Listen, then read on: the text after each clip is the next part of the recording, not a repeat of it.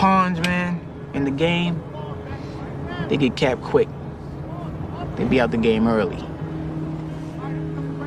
Unless they some smart-ass pawns.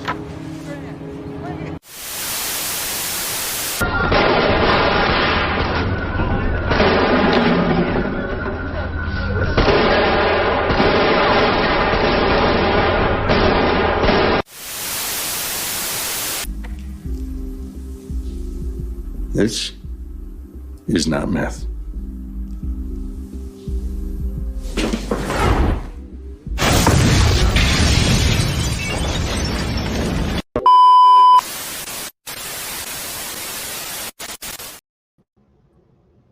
That feels like ages ago at this point in time. We are back. We are struggling through season 5, but really season 4, part 2 of Oz. This thing's on life support, and I'm really close to just pulling the plug. We're But on always season. get better. We're on season 4 of The Wire. Got some hardware salesman stuff. We'll talk about that. And then Breaking Bad. We're nearing the end of season 4 of Breaking Bad. Can you believe that we have a 5 and a 6? Is that right? Of Oz still? Yeah, yes, season 5 and 6. They're shorter seasons. Yeah, I know. Back days. I'm just letting you know, doing 16 more episodes of the show seems painful. But that's where we're going to start, basically. But first, I always do. I think I do Matt first. I don't even know. Matt, how are you? How was your viewing experience? We did a better job this week because I think both of us pushed off watching it because we delayed our recording by a week. Blaming nobody. Made Chaka. But we pushed it off a week, so we didn't watch it and then have to push it. So it was fresh in our brain, I think. So how are you, and how was your viewing experience? Oh, it was good because pushing that week, it gave me a chance to watch some roundtable movies for like a few weeks from now. So it's roundtable's going to suffer, but this show is going to carry on well. And the Oz now, I think he's back on the Oz hating, Wire blowing, Breaking Bad loving Mark the Big Chillman. Chaka, my favorite Texas University fan. How are you today? And how was your viewing experience? Because you had to travel last week, so maybe this week was better for you. Yeah, I'd rather you say I went to Tech than TU, if you don't mind. Yeah, it is. That's not going to happen anymore. It is weird. It is weird because people are going to see that roundtable episode much more recent than they're going to see this episode of. That's true. TV. We'll be on So like if 4 I'm bad on that roundtable, you'll know why now. I'm there to cover you. I'll be there. I will be there to cover you. Don't you worry, Matt. You're doing me a favor. So, Mark, by the way, gets gold stars. Gold stars are around for Mark. So we all planned out our episodes. They did a very good job with their Google spreadsheets and figured it all out. Mark, breaking down episodes, saw a moment where we didn't have to do 3 episodes of Oz. He said, let's do 2. That was the biggest 2 blessing. shows in a row. It's for, back to back. That's a blessing. All right. That was a blessing. Because I see episode 3 of The Wire, and I'm like, ooh, want to click on episode 4. Breaking Bad, I clearly wanted to run through the rest of that. So I was like, I couldn't do a third. Couldn't do a third. So basketball be damned and all. We're talking about it. Unfortunately, we hate Matt the most because Mike's not here. Mark gets to talk about his show in length. I get to talk about my show in length, and he gets the sloppy seconds of Oz. So take us through, what was it, episode 13 and 14? Yep, 13 and 14. Now, I will 4 she's a apologize. 4. Usually, I kind of edit these notes down before the show, but I got lazy today, so you're getting the full Matt Love note it. process. Let's do. I wouldn't have it any other way. All right, so episode 413, The Blizzard of '01. That's right, this show took place back in 2001. Couldn't tell. All right, so we start out the episode. Cyril is de-aging again after he got old. It's pretty much they painted his hair gray. Now they're just washing it out a little bit, so he's getting young again. The makeup's off. They took the makeup. His wrinkles went away, and they jumped off. I told these guys before we went live. They backpedaled so fast off that old thing.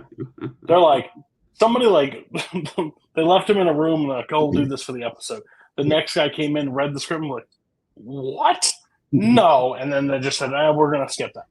But there is one character feeling the lasting effects because Dr. Nathan is getting sued, as well as the prison for the inmate who just dropped dead at the table who was taking the drug. So Yeah. she found out about $25 million. I mean, Nice. she's probably got that, so she's good. Yeah. Then we go to we have a woman visit Ryan claiming to be his real mother. But we're going to. He handles it very well. Oh yeah, he takes it super well. I mean, Ryan's having a great day because that happens Instantly. He's like McManus, which we'll feature in another part of this. And I won't jump ahead. We won't do that on this show. But takes feedback so well. Instantly, like McManus, just like, you're not my mother. Bro, what? Ryan loved his mother, and his mother's dead, so he's not going to tolerate this. But yeah, that's not all the bad news he gets. Well, actually, I think this is more good news for him because Howell, the officer who's pretty much having her way with him, said that she's done with him, and she actually tries. After that most uncomfortable sex scene I've ever watched ever. Yeah, Ryan's been taking some notes from McManus, so. But yeah, so then she goes after Cyril, and he gets upset, kind of attacks her, and he ends up getting thrown in the hole and talks about putting him back in the mental institution, come back up again. But then we cut to Ryan visiting with his dad, confronting him about what the one lady had told him, and his dad pretty much kind of confirms that that's probably your mom. So good day for Ryan. Then in another wing of the prison, we go to the wing that has the former police officers and prison guards. Carver is up to no good. He's just he's losing it, and he's taking it out on these other guys. Daniels and the other cop are getting tired of him. Daniels kind of warns Leo that he needs to do something about this guy. He's kind of out of control.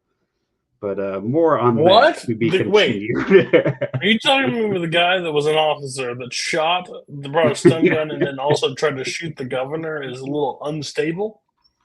Just a wee little bit. Couldn't be him. Couldn't be. It's just the snow. But Leo's sure he's going to work through it, and he's going to be okay. The guys talk about throwing a bachelor party for the mole, but that's a short conversation. The mole finds out that Sister Pete and Riverdale arrange that he gets a conjugal visit on the night of his wedding, but it doesn't really matter. The mole actually confessed to Riverdale that he's a virgin, so he'd have to give him some instructions. I guess that's one tunnel he couldn't figure out. I want to stop you. Do you know that scene? So they're in the prison, and the one Aryan brother is able to go into that prison, that place. Yep. And they give him a hard time and stuff. So here's my question: if they put a special cop ward, why would they let other inmates into that ward? What's the point? Well, I mean, someone's got to deliver the mail. You expect the prison guard to deliver mail? There are 3 guys. Hand it off and walk away. I was just like, so anybody can get shanked at any point in this. That works. Cool. But we'll take Chinese immigrants that have no place to stay and put them on cots in the middle of M City. But these cops get a wing by themselves, 3 of them, but people can still come and go. Yeah. Logical. I mean, for Oz, it's pretty logical. So. Jesus Christ. But yeah, like I said, unfortunately for the mole, it doesn't matter because his bride-to-be does not show up to the lovely ceremony that they had set What? I don't know. We don't know what happened to her, so hopefully there'll be some resolution to that in the coming episodes. Then we find She decided to not marry a prisoner.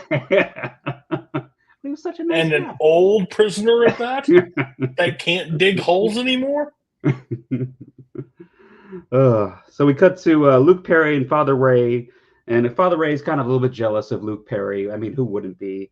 And the fact that Because they're converting that one guy, right? Yep. They're kind of fighting over this poor guy. And then Timmy Kirk, the little redheaded douchebag, pays the Aryans to have the guy that they're trying to convert beaten. Ray then talks to Saeed, and then Luke Perry and Ray, they kind of have like a little coming together. They kind of get over their differences, and they hold a nice service incorporating several different faiths. So that's good for now. I'm sure nothing bad will happen there. Schillinger has a visit with his daughter-in-law and has to unfortunately tell her the news that Hank is dead. She, of course, gets upset with this news and triggers the birth. So Vern gets to be there to see his granddaughter get born. So that's nice. I for sure thought that baby was not going to be a white baby when they were about to pull it out. I wanted it so bad. I mean, that that baby was a new character, so life expectancy was going to be short for the baby. I like was going to be short for the baby. Dude, I mean, literally, they'll that probably smile let them stay the night too. That smile that Vern gives, like when the baby's born, is like straight out of a horror film. Like, oh god, he's so happy. Yeah, I'm happy for him. And we get another police officer from The Wire. Rawls is a rapist. Rawls is rapist. No wonder he's cranky. I mean, it's crazy. He's such a nice guy over there on The Wire, and we find out he's not such much of a nice guy here. But yeah, so he is come to the prison, and Beecher is his sponsor, and he really starts making all sorts of friends at Oz. I laugh so hard. What? I don't know. Apparently, Beecher has a rule in his head for rapists, because he just doesn't starts jabbing instantly, when this guy comes in. Which, whatever. I don't know what's your point, but we have to move your arc along somewhere, Tobias, because you and Vern don't get to hang out as much anymore. But they have to, so he needs something they have to do. Tug this along. But then Rawls' line is yeah, I followed that military code for my entire time. I failed it one time. Bitch, you did not fail it one time. You got caught one time, buddy. No. Stop it.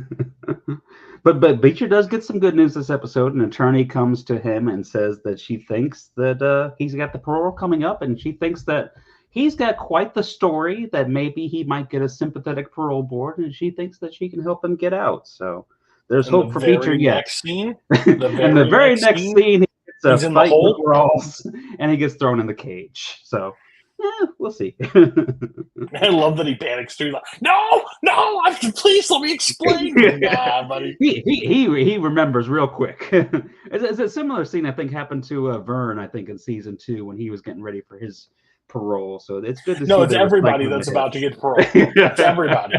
Anybody gets mentioned. Basketball guy gets the girl goes and confesses against him. Vern has that thing gets set up. Tobias now getting close, but he hasn't told anybody. But it's going downhill. But hey, perfect segue. Speaking of basketball guy Jackson Vehu, he has a visit with Sister Pete. Then he ends up going to Redding to complain that the drugs aren't working anymore, and Redding suggests that he switch to shooting it up instead of snorting. So we cut to him about to shoot up in his cell in the middle of the night, where he kind of just has his come to Jesus moment and rethinks it, and I think he's going to try to take a break from the drugs. So I'm sure that'll go well for him. Yeah. And we got a new inmate as well. Method Man is now in Oz. Another Wire crossover, actually. But yeah, so he's in Oz for stabbing Supreme Allah in the visiting room. They get a ton of rappers, because I'm pretty sure Master P is in the very next episode. I believe that was Master P. I don't know for sure, but I didn't write that, but I Isn't just he the might not one? have recognized him. He's the one that comes up to Vern at the end and tells him about getting passed around. I'm pretty sure that's Master Pete, but maybe Oh, okay. you keep talking. Yeah. I'll do the Yeah. research. Okay. So we get to Hill is having second thoughts about Redding trying to start a war, and he actually warns one of our favorite CEOs, Murphy, about it, and the guards pretty much are able to swoop in and break up all the conflicts between Redding and Morales and all the people.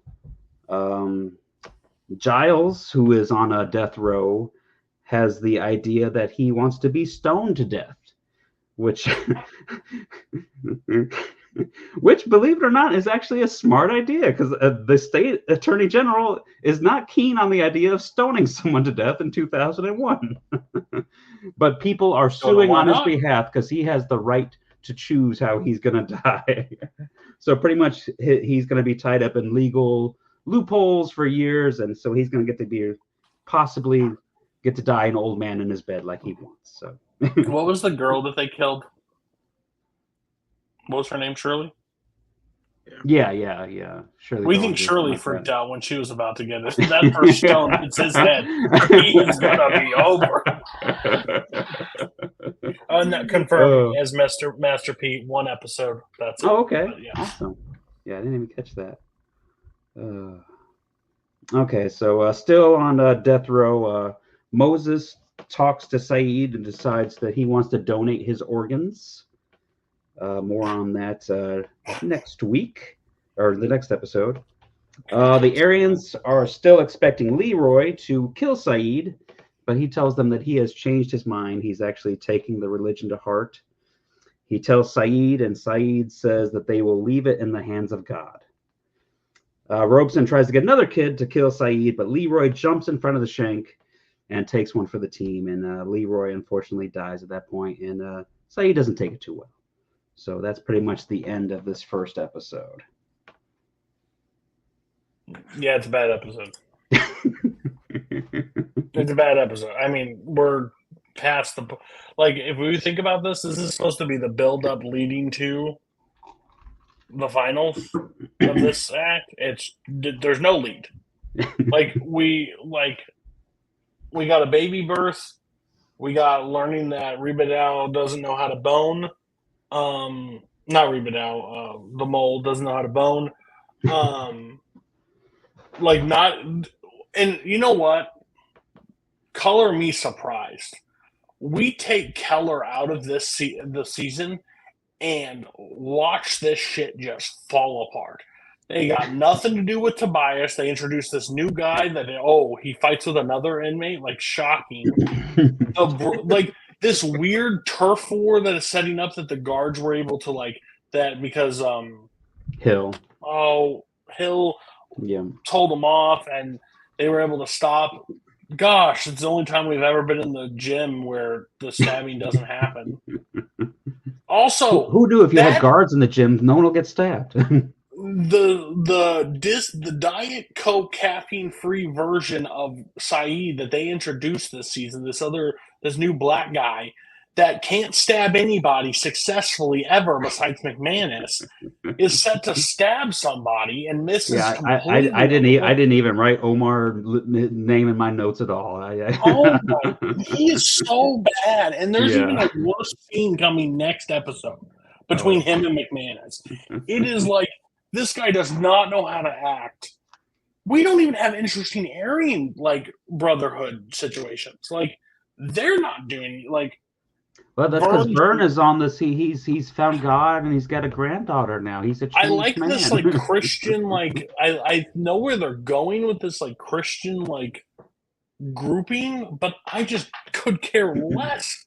Luke Perry, as you call it, is that Luke Perry or you just call him Luke Perry because he looks exactly Luke Perry, Luke Perry? Okay, just making sure. I didn't know. I didn't look it up, but looks just like it has an interesting. Him and Saeed should their group something should nothing. It is literally you're turning on your oven when you're cooking a pot of want to boil water and you just put it on 5 medium heat. It ain't ever gonna boil at that level. You're just sitting there just waiting for the water to just dissipate. It's just boring. And it's sad. And too, next Luke Perry's episode is actually an just as interesting bad. character. Yeah. So They speaking took of all Mark- the interesting characters out. Yeah. Saeed's gone. Ryan doesn't have anything to do because he's double crossed everybody and doesn't really get to talk to anybody. But he's got a mom now. Oh, I care so much. Mark, what do you think? You're going to tell me, what I was read, not so bad. I mean, it's funny that he camped off and muted. Like, I mean, I was in complete agreement with him like the entire time. Like, there's the best part of this episode is Giles wanting to get stoned to death and him like getting her pushed back his execute. Like, that's the best part of this episode. Everything else is like, I don't know what's going on. Like, there is no character here that is taking an interesting direction. Like, whatever the least interesting direction we can take, they took it. Oh, yeah. Like, for example, like we could have really expanded on like Luke Perry like going on like the gathering followers and starting a holy war. Like, okay, Oz, we're back to we're back to prime Oz at this point. Like, it's stupid, but I'm on board for it. And then like, oh, they just kind of kiss and make up. Like, what is this shit? Like, I don't just that's the state of this show right now. Just like and like Cody said, like we're supposed to be in the ramp up. We finished episode 5. There's 3 episodes left in this season. Like, where are we going? Yeah. And small thing, like at least on the aging thing, is that it felt like they hated the story, but they also didn't have enough footage to complete the 8-episode season. So like, we gotta keep it. We can't get rid of it. So it's just going to be here for like 30 minutes, but we need that 30 minutes. Yeah. Yeah, it just feels like they didn't really have a plan this season. No, they just didn't. Yeah. And the more you read into the season, they were maybe season 5 yeah, is better. Might rebound. It can only get better. Well, because basically what they were told is they have basically it's the whoever said yes to it without having a plan in place to fill those episodes for Sopranos. So this just feels like the most rushed season ever. Like, not rushed, but like completely. Like, couldn't they just go back to season 1? Decent. Yeah. What's that? Couldn't they just go back to season 1, right? Like, dude, give me themes. I don't care at this point. Anything, give me some sort of direction you're going at. Because they call this season 4. Season 8 ends with Adebisi getting stabbed and Saeed coming out bleeding. Mm-hmm.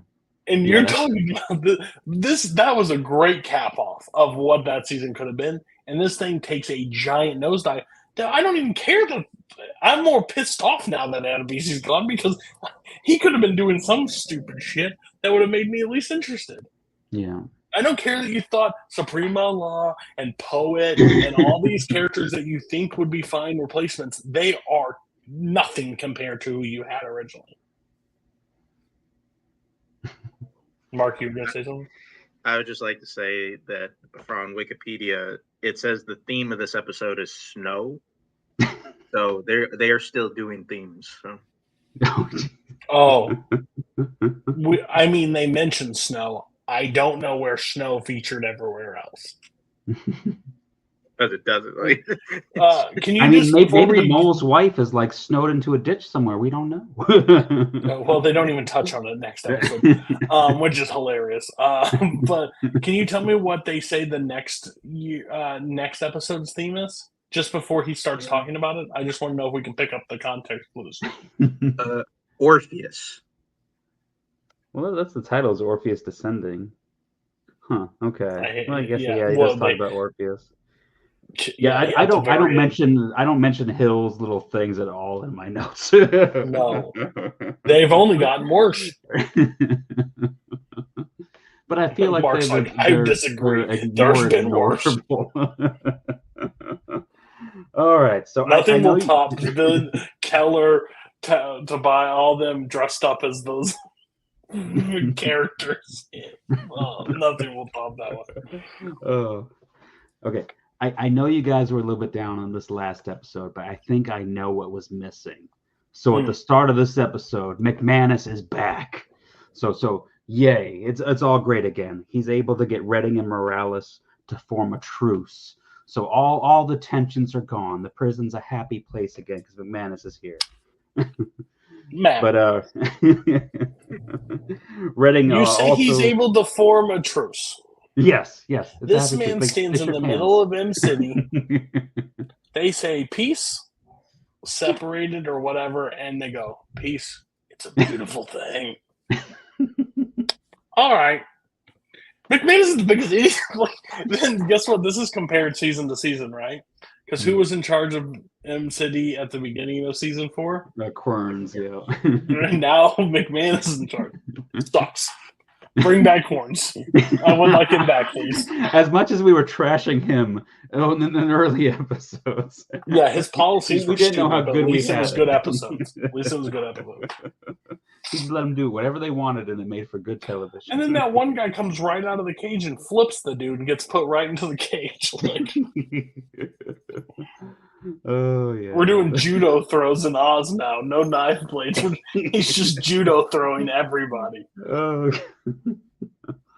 yeah, that's good. But yeah, like I said, Redding severs ties with Hill. Supreme Allah is like, I can get Hill to kill Redding, so he tries to work on that plan, lays some seeds.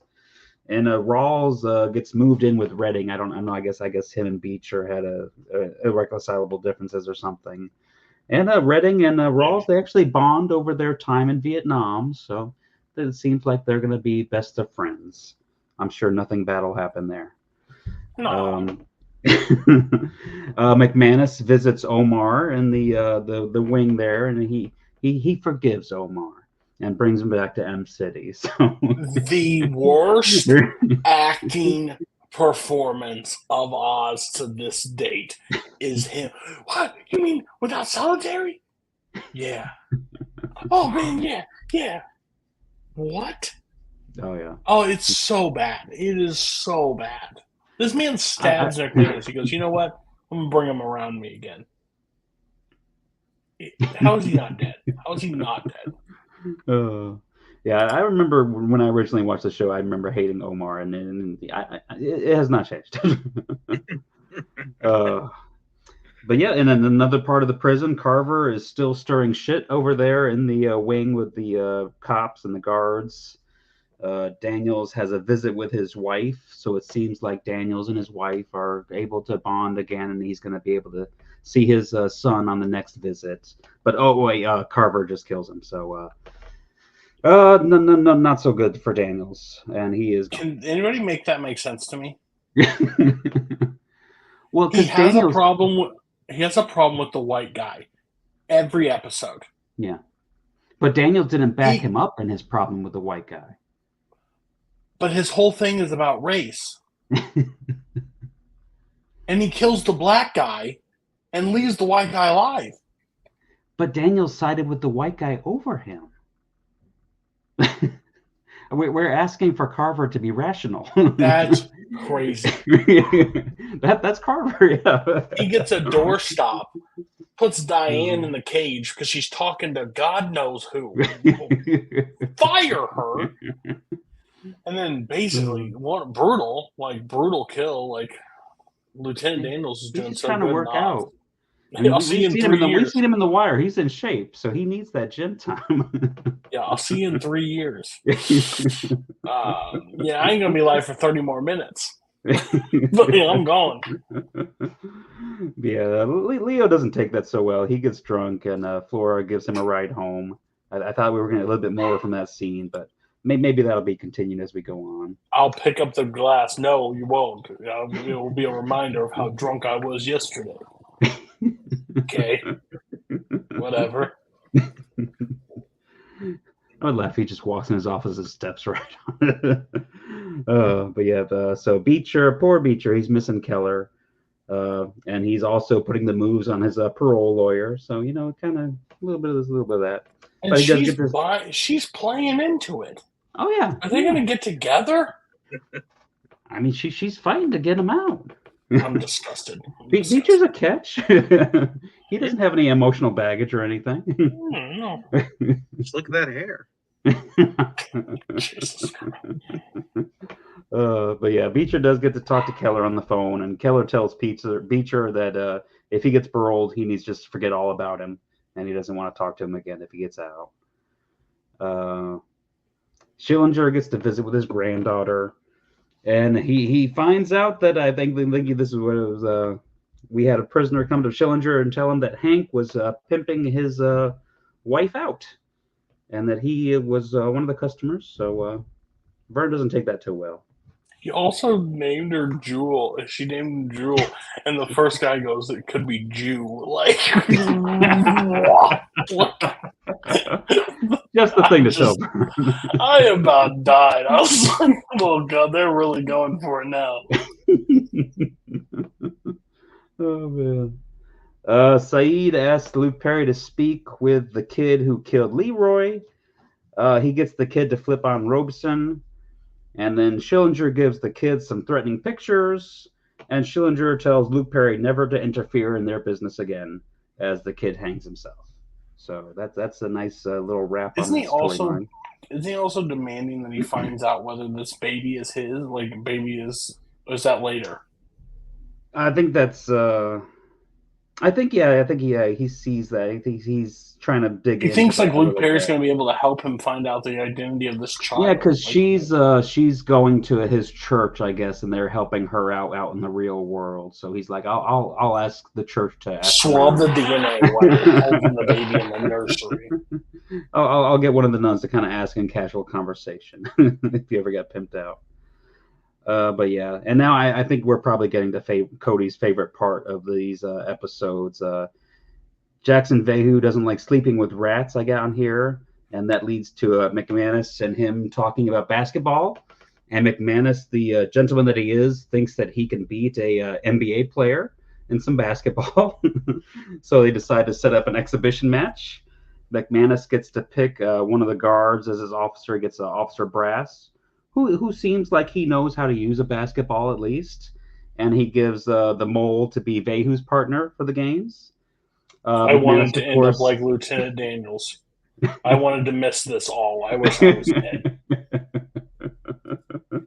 But yeah, of course, as anyone could tell, McManus gets his ass kicked, and even the mole gets to score one almost across the court. So yeah, but like I said, the game was way closer than it should have been because McManus actually got points.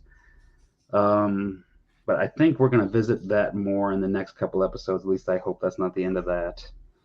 Moses has decided to choose lethal injection for his death, and he's actually Saeed help arrange so he gets to meet some of the people he's donating his organs to. He meets the man who's going to get his eyes.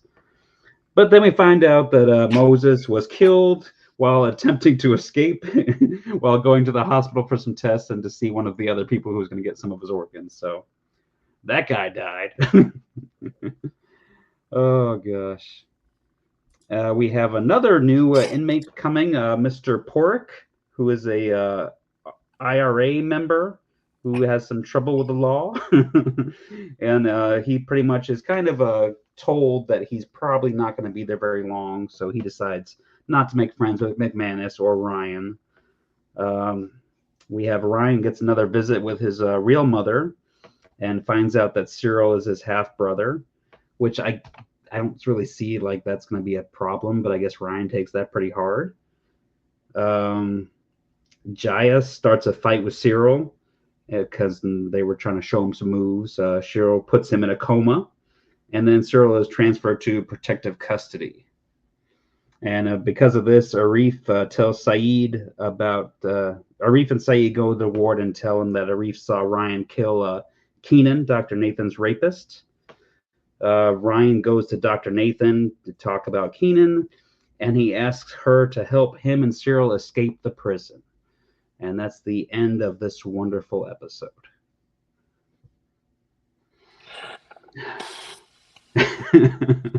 We have 2 episodes left of the season. Dude, it sucks. It sucks so bad. Like it. We're bringing another guy that's only going to stationary there for a little bit. Seems like a foolproof plan. We have we get basketball. Nathan. The boxing works so well. Yeah, Nathan is going to lose her license, and then so okay, if you're going to do that, we're going to try to escape the gay. Like we had to spend 10 minutes of this episode of Moses going around like having the guy feel his face and like talk about his eyesight, and then he dies off screen jumping from a what? Like this is the Probably same not the best man, escape plan. This is the same man that carved through a wall, choked a guy out with his bare hands, like through a wall. And we don't even get to see him die on. Like, we're not talking about a character that we didn't spend time with. This guy has been in season after season after season, and he dies off screen, and we have to hear about it at a TV report. It's just so lazy on every account. Like the Carver and like Diane, not Diane. What's her name? Is that Diane? No, Diane's the old one. Who's the new lady cop? Howell, yeah. Howell. Worthless, just dumb. Like, not even fun dumb anymore. It's just dumb at this point. Like, she's just a vice for crime to happen around her. And then there's not even good crime. Now they get a conscience, and, like, they're going to rat on O'Reilly about this murder, and, like... The warden's got his paintings in the water to go try to find it. How are we going to find out? Please tell me how you're going to find out. If I find any evidence, how? The weight that everybody uses, is his fingerprint going to be on it? You definitely don't have cameras. You don't have cameras in that gym. We all know that. The only time there was a camera there was because it was set up by guards. Like, dumb, stupid stories. And then we learn that Cyril and O'Reilly aren't real brothers. They're half brothers. And, like, who cares? They're still real brothers. They've grown up together their whole lives. I don't get why that makes what? Motherfucker slept in the next room with you. You're together. I don't have to take care of him anymore? Is that what you're saying? It's just... And then if Nathan loses her license, which if that's the storyline they go on, meant storytelling. But then she's going like, oh, I'm just going to go to jail myself because I'm going to let these two people... But he's the man I love. He's in jail, stupid. I don't care. The way She's this thing works, she could probably break them out and not get caught. She's a good-looking woman. Don't go just talk to the mole. He's the only guy that can dig holes, and the only time he ever got caught digging a hole is when he tried to fill the hole. So just dig another one and get O'Reilly out, and Nathan has nothing to do. It is the laziest storytelling you can possibly do. And how this show is like peak season 1, even episodes in season 2, season 3, we're just off of, and even the beginning of this, off into the first half is great. nosedive. Yeah. We're in a nosedive. Like, it is bad. I don't even care about the season finale. I could give a fuck. Because you'd have to kill a major character for me to give any shits at this point. You're not going to get me back if Keller walks through that door. You're not going to get me back if... You know, at this point, I want some voodoo doctor to come in, cast a spell in his cell, and Adebisi rises from the ashes.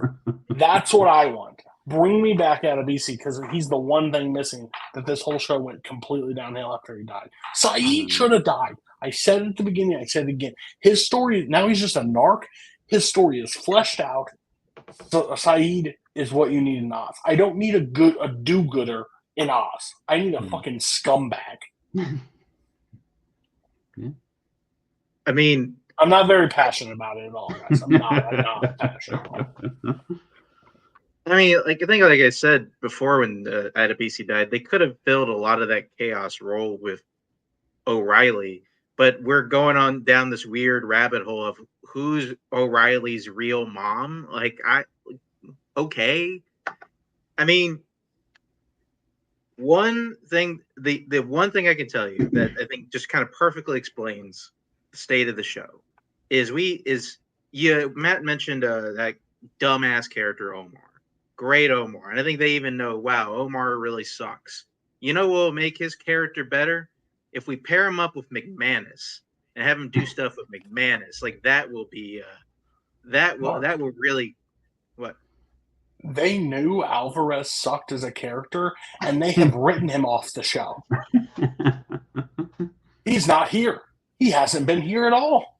He showed up one time. Ryan gave him a tray of food, so he stabbed the dude in the neck, and we ain't seen him since. Put that motherfucker in the ground. Oh, somebody should just come along and shank him and kill him. What? He's been able to get a knife 3 different times. And he's allowed to go back to In City. Somebody explain. Crazy behavior. Oh, good. It's bad. We have to spend a lot of time on it. It's really bad. I don't know what can save the show at this point. Like, just we'll find out because we have 2 seasons left. Arguably, like, we did. I've said this before. We did not plan these seasons together very well at all. Like, Breaking Bad and Wire makes perfect sense just because they're mentioned in that top echelon. Oz is just because we always want to talk about it. I know why I left in season 4. Like, I didn't remember why in season 4. It makes perfect sense now. And I'm revisiting. At the beginning of season 4, I was like, I don't know why I stopped this show. Episode 9 on, I know exactly why I stopped watching this show. I mean, I think it makes sense because Oz walked so these other shows could run, but the problem is that Oz tripped over its foot, like after the midway through the 4th season, and now it's just like on the ground, writhing in pain. And there's no. They should have took it out. They should have took it out back. They should have showed it the rabbits. And we don't even have bad guys. Like, normally they do something like awful. There's not really anybody doing anything that's completely like them wanting to kill each other. Perfectly reasonable. O'Reilly wanting to escape prison because he doesn't want to be separated from Cyril. Perfect. Like, everybody's got their storylines make sense. Mm-hmm. But if you don't get Vern and Beecher back to, like, at some point, what's the point of this show? Like, that's why I was when Master P showed up and told him, like, yeah, we ran through your girl, blah blah blah. I expected, like, it to be something tied to. I thought it was going to be like tying back to Beecher. Oh wow! Like, the hit was given, it was to Beecher. Like, now the it's back on, like it's on. But nope, just I got it. Who is this baby? Bitch, you didn't even know where your son was for months. Now you're angry because now it might not be his. Shut up. Dumb. All right. Good to a good show. Mark. Well, I was almost cringing and I kind of waiting to get to this season because Cody very jokingly said many times, "Oh, what's the location going to be for this season? It's going to be a school. Why don't we go to school?" And I'm just sitting there just wanting to. I almost text the group chat. You have to be fucking kidding me. We're really going to school. We're going to school. This is great. Luckily, different than the Greek season, the school situation makes perfect sense to me. Like, the location's still silly because I'm like, of course, it's a fucking location season. But I like the inner working of, like, the kid, like, situation inside, like, the gang organization. I thought it was interesting. And I was really sold about tracing the institutional failures that happen in Baltimore, and it starts at the schools. That when the schools fail you, it's just you're never going to recover at that point. So I think it's great to focus on that this season. So I thought it was interesting. Like, as soon as, like, not to take any of your thunder away, I don't remember what this character's name is, but I was like, I'm already in on the show. I already like this police procedural a lot. But when they went to the hardware store and, like, that salesman was, like, talking about the nail gun with him, it was like gunpowder, and his facial reaction when she just, like, starts, or he just starts rambling to her, and he's like, What? Like, here's the money. This is 800. Keep it for yourself. I ain't doing all that. I walked away. And the guy goes, this guy's like, yeah, gunpowder, everything. Let's mention it. Like, it was like You such run a that funny book like a motherfucker. It was such a funny sequence. And then where they use it, like, later is fucking, I'm in. But I'll let you take it away. Sorry. I mean, that was the first thing I was going to bring up. The hardware store cold open. It's amazing. It's one of the best. Beautiful. One of the best cold opens of the show. It's amazing. I love Snoop, and this just tells you so much about her character. This is like the Mercedes Benz of of nail guns. Like, Anyway, try very hard to kind of stick to these 4 points. The first point we're going to start off as the Corner Boys / school. Kind of introducing pretty much all our new characters for the season. There are a lot of kids, but the main 4 that I think we need to really pay attention to is Naaman Bryce, the kid with the long bushy hair, like who may have some relations with prior characters. Randy Wagstaff, kind of the like shorter kind of kid with the dreads. Then we got Dookie, who is the kid that can't shower. Then we got Michael, the kind of stone-faced kid that looks like is he's the kid got a that lot. is the kid that threw the bottle and scared away the bird where they're trying to catch it? Who's that? Is that Dookie. dude? That was Dookie. Yeah. Okay. So, I'm gonna have struggles, so I'm gonna ask some questions. I might need to bring up I might need to do the wire board for myself behind me and like put up character names and what they mean. So there are a lot of these kids that'll pop up from time to time. Those 4 the most important. when I saw all those kids instantly, I said, "Oh my god, this is going to be a school. This is going to be a school." And I wanted to save it for this moment, but I was just like, guys, I fucking called that shit like from a mile away. Anyway, start out where Randy and Michael go and get Naaman. They want to cut out of work so they can catch some birds for money. Catch those pigeons that I guess real kid stuff that you can do. Then, of course, as you pointed out, while they're trying to do it, Dookie throws a bottle, scares away the birds. Naaman wants to beat the shit out of them, but they were able to talk him down. And then, as you mentioned, we are going to go into a school, and who finds a job as a brand spanking new math teacher at this school? None other than Roland Presbalewski. No guns required. That was a great. He goes in there. Is like, hey, what did you do before? Like, I was a police officer. Like, you're hired. I lost that job when I shot another cop.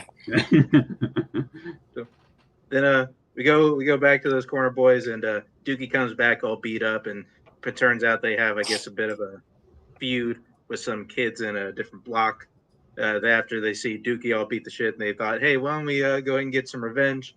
So they get the bright idea of making some piss balloons. They all just get a bunch of Mountain Dew and stuff, drink it, and just fill these water balloons full of piss. They were able to get the Terrace Boys to follow them into kind of their ambush of piss water balloons, but Naaman fucks it up, and he gets the piss all over himself, so they run away, and the Terrace Boys proceed to beat the shit out of every kid that they catch. Like, I pissed myself. When he busted, I pissed myself. I lost it. I was like, oh my god. Though, that I they stood up. I wondered if there was pee in that, because the one kid before that, I didn't remember them saying that, but like the kid kept going. But it was like, Oh yeah, they're pissing that. Are they pissing those balloons? Oh yeah, definitely. Disgusting. Yeah, we don't get to touch on them. Then they go in, Naaman buys some ice cream for all the boys who were in the fight. Then, of course, we do see Roland seeing his new classroom, all shitty, but you know what? He gets to make it better. And that was all that happened in these Corner Boys storyline. Then we'll move on to the police. which we're just going to stack anything police related in this, just because it feels like that makes the most sense. We're coming back to major crimes. The new Wire crew, Kima and Lester, kind of the new heads of their unit, so to speak. They're kind of still trying to build a case on Marlowe, but Lester finally wants to get to issuing those subpoenas on the Barksdale money trail, which includes a lot of high-end political people. As Will mentioned earlier, there is a mayoral race going on, a lot of elections. So Rhonda is not too happy that they're going to start issuing these subpoenas. Been 4 years in the making, so should be interesting. Kima was able to actually trick their new lieutenant into signing off on the subpoenas. Rhonda honestly didn't think that would happen, but he's way too busy working on his lake house, so it was pretty easy. You see Daniels now working as the new major in the Western District. And we get our McNulty sighting for the episode where he tries to get him to be, kind of a detective for like some unit. He's like, nah, I'm good, and then that's pretty much all we see of him. And then he's like, no, we really need you. He's like, but thanks for the offer. And like continues on. I'm like, smart McNulty. I love Daniel's like, it's not good for us, but it's probably good for him. So. And what do you know? After 3 years, Carver, now good at his job, rolls up to that corner, knows everybody working on the corner, all jovial with them, and he's seems he finally knows just how to police. So we now get going on that. Then there's another part. I guess that doesn't really make a lot of sense here. I'll hold off on that one. Talk about that later. We'll go into the political realm. Because we got an election, as I said. We're trying to elect we're not electing a new mayor yet. We're actually in the middle of the Democratic primary, but in Baltimore, it's basically like figuring out who we're going to elect for mayor. Everybody's on the campaign trail. Carcetti, he's going all these places. We see Royce working up a storm. We even see Tony Gray, going to some places. We don't really care. He's just kind of the third wheel in this. We see Herc now working as the mayor on the mayor bodyguard detail. He's done with drugs, trying to figure out a way to move up the ladder. Tommy is kind of, being all frazzled, can't really kind of having to kind of juggle the things. It's kind of fun to see kind of what entails of like somebody who's trying to run for mayor and just kind of what their day-to-day looks like. He's got a funny little montage of him trying to get these campaign donations. Just kind of sitting there, like kind of talking to the guy about the Orioles lineup, while at the same time just getting some stuff. Oh, I want to mention this because we mentioned Corn's last episode. We get the better version of a Reggie Cathy character in this with Norman. Norman really is just fucking hilarious. He has a great part where Carcetti's all upset. All he eats every day is a tuna sub. And he's like, hey, Norman, we know what I had for yesterday for lunch? A tuna sub. Norman, it's like, you know what? When I write my memoirs, that shit will be in there. You can believe that.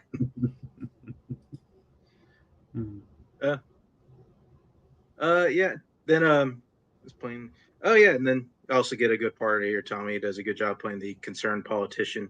He after his blow up about that tuna sub, he was able to do some work with these people, helping them get their neighborhood in order. And then after he does that, he runs into Tony. Tony is still not super happy about how that all went up. He's still pissed. Then the end, Tommy gets some new polling and finds out that he's not polling so well, that he's basically going to lose this thing. And he gets all upset, goes to a park, and I don't think he was drunk at that park. The cop just thought he was drunk, so told him, "Hey, let's get it on out of here." That was funny. All right, that's it for the political story this episode. Now we're going on to the streets, which, well, it's anything happens on the streets. going back to Bodhi, he's working his new corner. Like he's backed by nobody, pretty much just himself. Kind of buried the lead here. He's got Naaman there working for him, along with a couple of other characters we don't know of Lex, Little Kevin, and I think those are the kind of the main ones. Got as we mentioned the nail gun thing. We noticed why Chris and Snoop needed that nail gun. They're actually the way they're disposing of the bodies. Which the thing I was going to say earlier is that there was a scene where Lester and Bunk were kind of wondering, Marlowe owns all the West Side, but he doesn't drop any bodies. Where are these bodies? So it turns out Chris and Snoop are just anybody they kill, they're just throwing in a vacant and nailing that bad boy back up. So all these vacant houses, they got dead bodies in them. Of course, talk about Lex. His ex-girlfriend's going out with Fruit. He's kind of upset about it. He doesn't feel too great about it. He ends up stalking his ex-girlfriend and Fruit outside of a club. And as they're walking out, he shoots Fruit in the goddamn head, which is what causes a stir all throughout the police, throughout the streets. Like, why did Lex kill this guy? Marlowe, instead of, just kind of taking that whole Bodhi's corner, just says, you know what? Let's just kill Lex. We don't really need to do anything else. So ends up, getting little Kevin to kind of rat out Lex. He goes and tells Randy, who is selling candy on the corner there, to say, hey, go tell Lex that his ex-girlfriend's waiting for him in the park. And so he tells him that. Of course, Lex walks over the park, thinks he's going to talk to his ex-girlfriend, who, of course, she wants to meet you. She just saw you shoot a guy in broad daylight. Of course, she wants to meet up with you. He, of course, sees Snoop waiting for him in the playground, along with Chris, which, good Lord, Chris he is maybe like the scariest, muscle guy I think we've ever seen. He really is a true psychopath. And the episode pretty much ends with Randy out there, and he has met up with Lil Kevin earlier, and Lil Kevin tells him what happened to Lex, and Randy is now guilty about the part he played in Lex's death. And, that is The Boys of Summer, which I don't even know if I said the episode name, Boys of Summer. Yeah, I think it's funny that Perez is a school teacher. Probably the perfect profession for him. No lethal force. I do like the kid element of the season so far. I think that's an interesting twist because I didn't know where they were going to really go after that big conclusion of last season. So I like that. I kind of like the Wire, being, again, classic Wire. They're all broken apart in different places, and then they're bound to come back together at some point. I'm not an idiot at this point. This is my fourth season with this group. If McNulty and Hergen don't come, he's working detail with the mayor and what's the other guy? He's with the candidate Littlefinger. They're all in their own separate wings. So just to see, I want to see what moment is the moment that pushes, that will push them back together. But for the first episode, back in, especially with that murder of the whoever the guy was, in the house with the guy, all that, it's I thought that was pretty oh fuck, we got some different situation. So. And kind of ominous of nailing in those boards while there's body back there. So yeah, I was sold after this episode. I was like, all right, let's go. Yeah, I thought this was a really great episode. Of course, I love the opening. We already talked about the opening with Snoop at the hardware store. Is just one of my favorite openings of the show. Snoop's one of my favorite characters. I mean, this episode had a lot of challenges because it has to introduce a whole lot of new characters, and it does a really good job of pretty much kind of introducing all the different kids and kind of you get a feel for their characters and kind of who they are a little bit and how they're what separates each other and how they're kind of bonded together as well. And of course, Prez being there at the school. I mean, at the end of the last season, I'm sure you would have thought that he's pretty much gone and off the show, but they found an interesting way to keep him involved. So yeah. Of course, like I said, it's always challenging these first episodes, except for of course in the third season where it pretty much just goes from the jump. But they kind of have to set things up and introduce a whole bunch of characters. But I thought this one did a really good job of it. I mean, just real quick, I think at least this kind of goes for these next two episodes.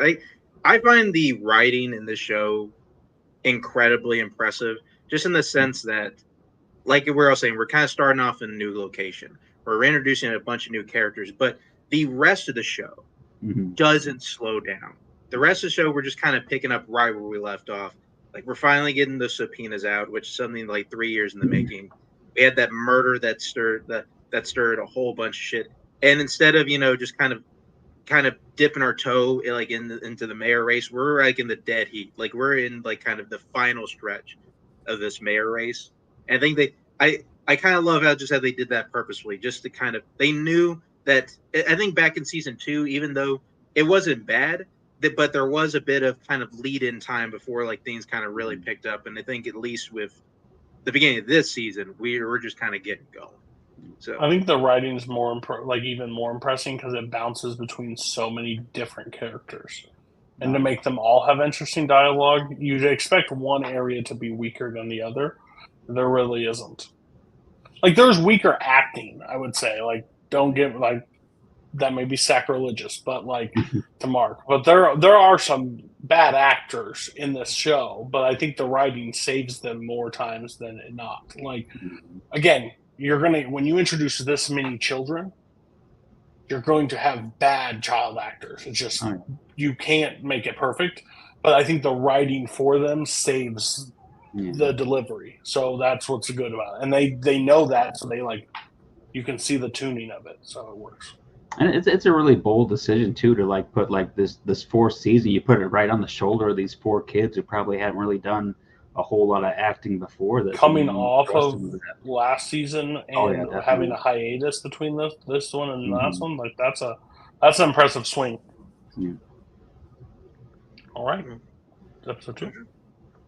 We'll move on. Yeah, move on to episode 2. Soft Eyes, as the title of this one. This one, like, I could have left some stuff out because this one felt very short, but I think I just kind of got in the important stuff.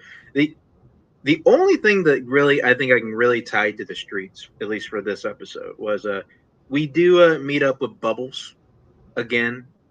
He is instead of just selling his white tees and his cart, he's now kind of developed more into the kind of a mobile like convenience store, just kind of going around the block, selling like bootleg DVDs, like spray paint cans, all that type of stuff. And he's got a kid there working with him that he's kind of mentoring up, but he wants to kind of move up this kid, and they kind of have him run his own cart, but he's really bad at math, so he can't really do that. He is able to talk the kid into going back into school, and not entirely sure if he goes, and I think he brings him to the school, and he gets him registered in this episode. So there's that relationship feels almost more parental for Bubbles than, because the last kid that was more, he was trying to teach him to be on the street and survive and stuff, which didn't go so well. But yeah, this one I feel is almost more like a father and son vibes to it. So yeah. 100%. There's definitely more emotion tied in with Sherrod than there ever was with Johnny. And then even though this kind of thing kind of fits into the kids, I just thought this kind of like there was a bit here where Marlo going around giving money to all the kids for school stuff, and of course we see hard Michael refuses the money. And then there's this really neat moment where I think Marlo is silently impressed with how Michael handled the situation. Yeah, Marlo is definitely kind of sizing him up, and he's impressed, and he's got the wheels turning. It's like, I want that. I can groom this guy. So that moving on to the police. Lester, I think, kind of buried the lead a little bit whenever he said why he wanted to release the subpoenas before. He said, fresh cases got in the way a year ago, and that's why we couldn't do it a year ago. Although Lester makes pretty clear why he decided to release the subpoenas before the election. He knew that we do this now, they can't bury our unit. They also can't bury this. They have to kind of answer for it, and maybe like we get some resolution out of this. And so they go and do that. Bunk and Carver go to hit up Bodie, want a location on Lex, because Bunk basically knows that Lex killed Fruit, and he's just trying to find him. and he goes over to Bodhi, goes to talk to his mother, although he is kind of noting like a weird thing going on here. It seems like everybody kind of knows something he doesn't.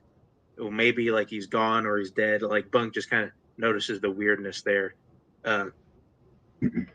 Rhonda has like this nice moment where she vents to Cedric about the subpoenas, kind of upset Lester doing it. They honestly kind of a fun moment there. Well, Daniels is getting kick out of like Rhonda being really frustrated with Freeman there. You know what? I'll leave that one for later. That one fits more here, and of course, he said we go through the subpoenas, and Burrell and Rawls try to figure out how they can cripple major crimes and kind of get this, kind of hide this problem for the mayor and his guys. And, going on to the Corner Boys story, Prez now cleaning up his classroom, getting it ready for school. As I pointed out before, Naaman goes and visits his father in prison, who is, of course, a former Barksdale hitter, Weebay Bryce. So that is his dad, which honestly we'll see it later. The better of the two parents that Naaman has by far. I love that one of the first things he asks is, "Are you taking care of the fish?"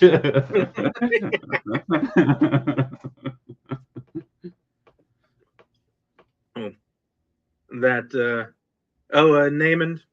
though, wants to help out his buddy Michael. He wanted to kind of get him some work in Bodie's corner, so he has some school money. Then catch up with Cuddy. Cuddy's coming back in this episode. He's still running his gym, still mowing lawns, and he's getting a lot of female attention from all over the gym. Everybody just wants to cook him desserts, cook him dinner. They just want some of his time. And Cuddy, he is definitely liking that attention. Then we got don't I'll just throw it in here. Got a donut, steals a car. They even see a bunch of kids hanging around. Who driving by? Carver sees him. He's there with Herc for another thing we'll get to in a bit.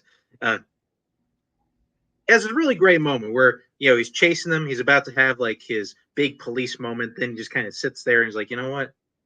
I know all these kids.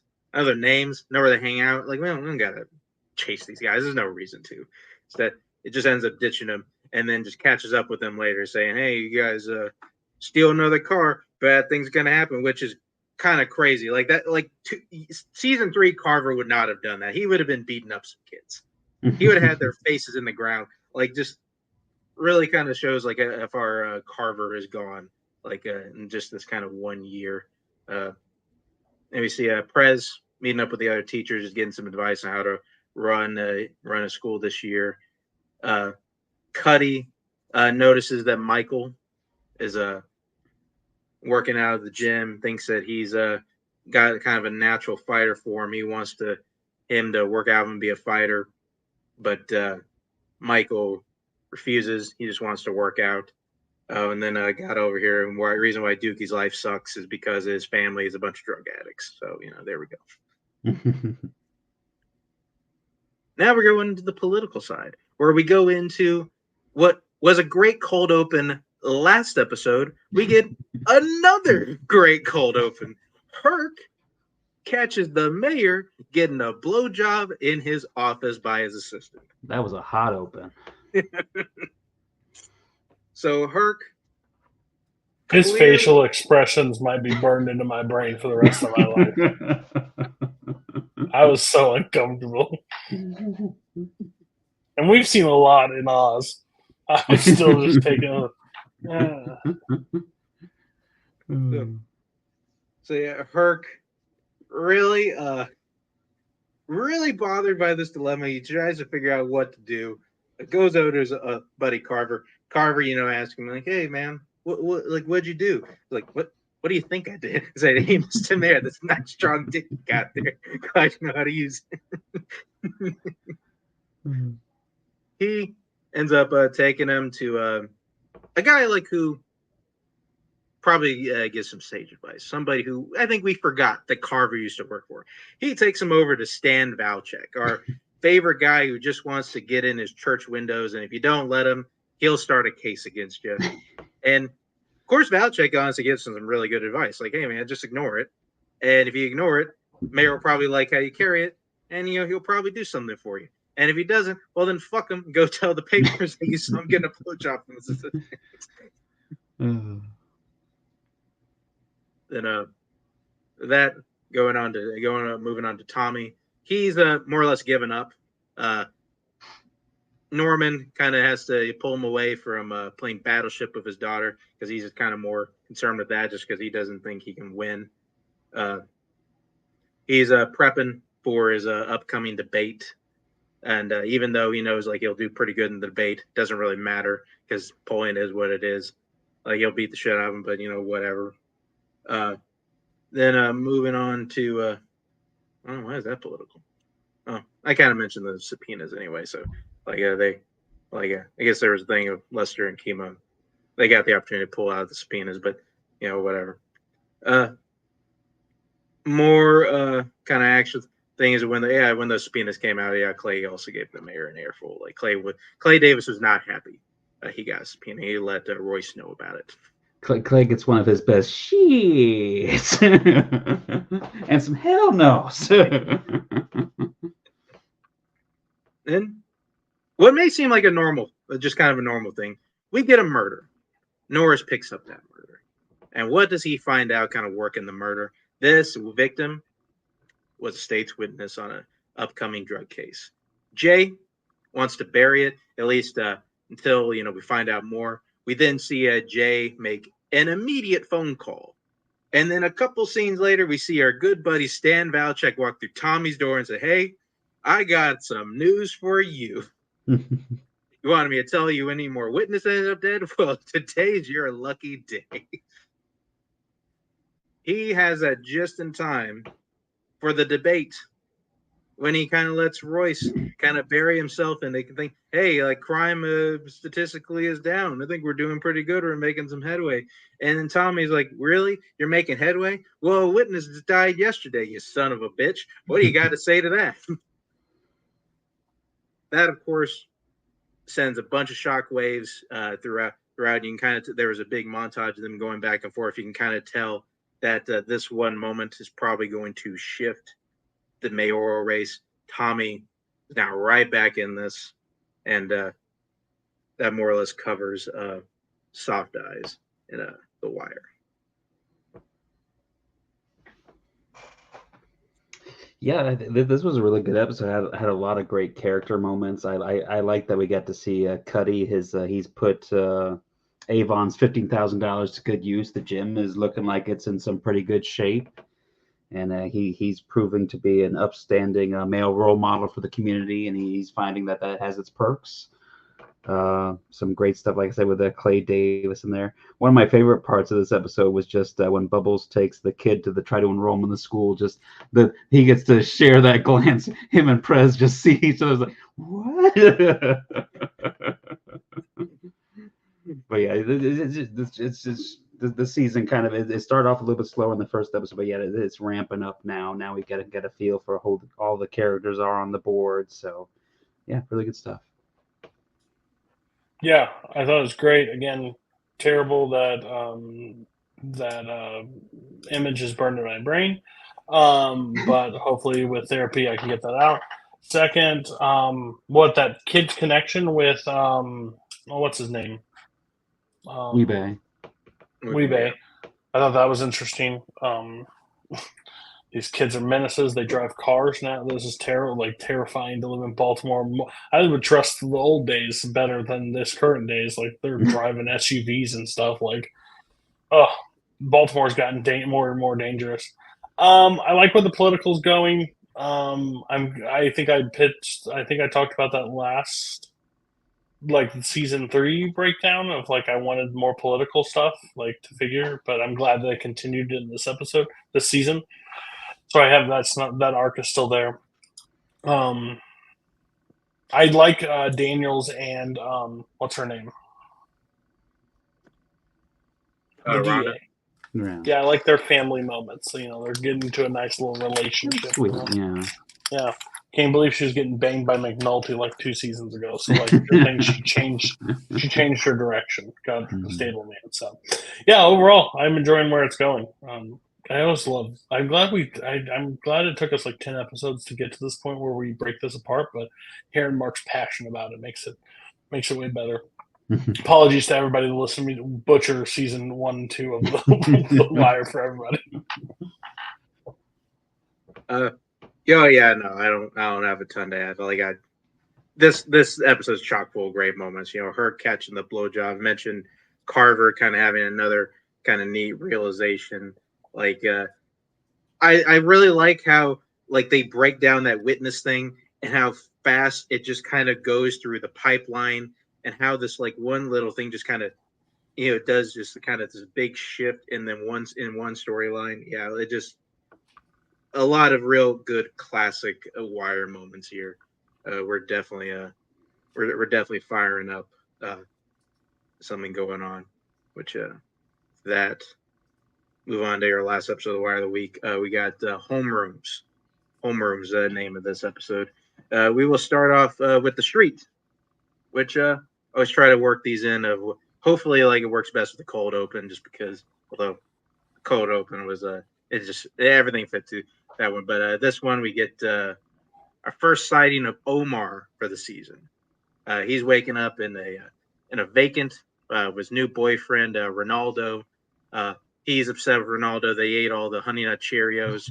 He's got to go out to the corner store to get some, but he doesn't want to change out of his great looking silk jammies. Can't even fit like his giant 6-shooter in the jammies. Like, you know what? Fuck it. Like, now nobody's gonna come to me like in my silk get up. Goes and gets some cereal, standing outside of a building smoking a cigarette, and somebody drops a package at his feet. He's like, he doesn't know what to do with it. He wasn't trying to hold him up. He's just like sitting there on the corner smoking a cigarette.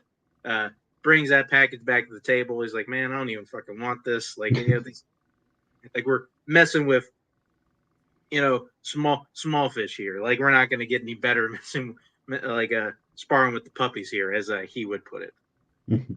And the great tragedy of that scene too is that they didn't even have Honey Nut Cheerios at the store. He had to settle for regular Cheerios. They didn't have the Honey Nut. I do love his upgrade to silk pajamas as he's walking through, and still no shotgun in hand, scaring everybody. The kid starts bolting as soon as he sees him. Just like this episode, also instantly better than the first two. I don't know why, but instantly got better right after that. It says a lot about Omar that he's living in a broke down slum house, but he's still got the silk pajamas. Yeah, he likes to be comfortable. He's got his priorities in line. We also got Marlowe being. You mentioned not having any bad guys in Oz. We got Marlowe in the Wire now. He is a real bad guy. He's like, you know what? I wanted to kill Lex because he killed my guy. That makes sense. We're not going to take your corner. He changes his mind 2 episodes later. You know what? I'm going to take your corner. You're going to be on my package, or I'm going to kill all your guys with Chris and Snoop here. Really, like, puts Bodhi in like this really awful dilemma. It just gets me every time. Marlowe's such a piece of shit. Whatever. Moving on. Omar back on the prowl. Looks like he wants to hit one of Marlowe's stash houses. He's seen it's the guy old face Andre. He's noticing like when there's drops coming in like from this I guess this little girl like who's disguising herself as a schoolgirl dropping off the package of drugs. Also going on, we have Bodhi being frustrated to now take Marlowe's package, kind of airs it out to Slim. See him just kind of in a rock and a hard place. The co-op also got Marlowe on their mind. Even though they're upset that Marlowe's kind of taking all the property, they still want to bring him in, though. They want to bring him in because, you know what, he's really good at killing people. And, we got some New York guys that are encroaching on the Baltimore territory, and they're taking up a lot of real estate. You know what? Why don't we try to bring in Marlowe so he can kill these New York guys for us?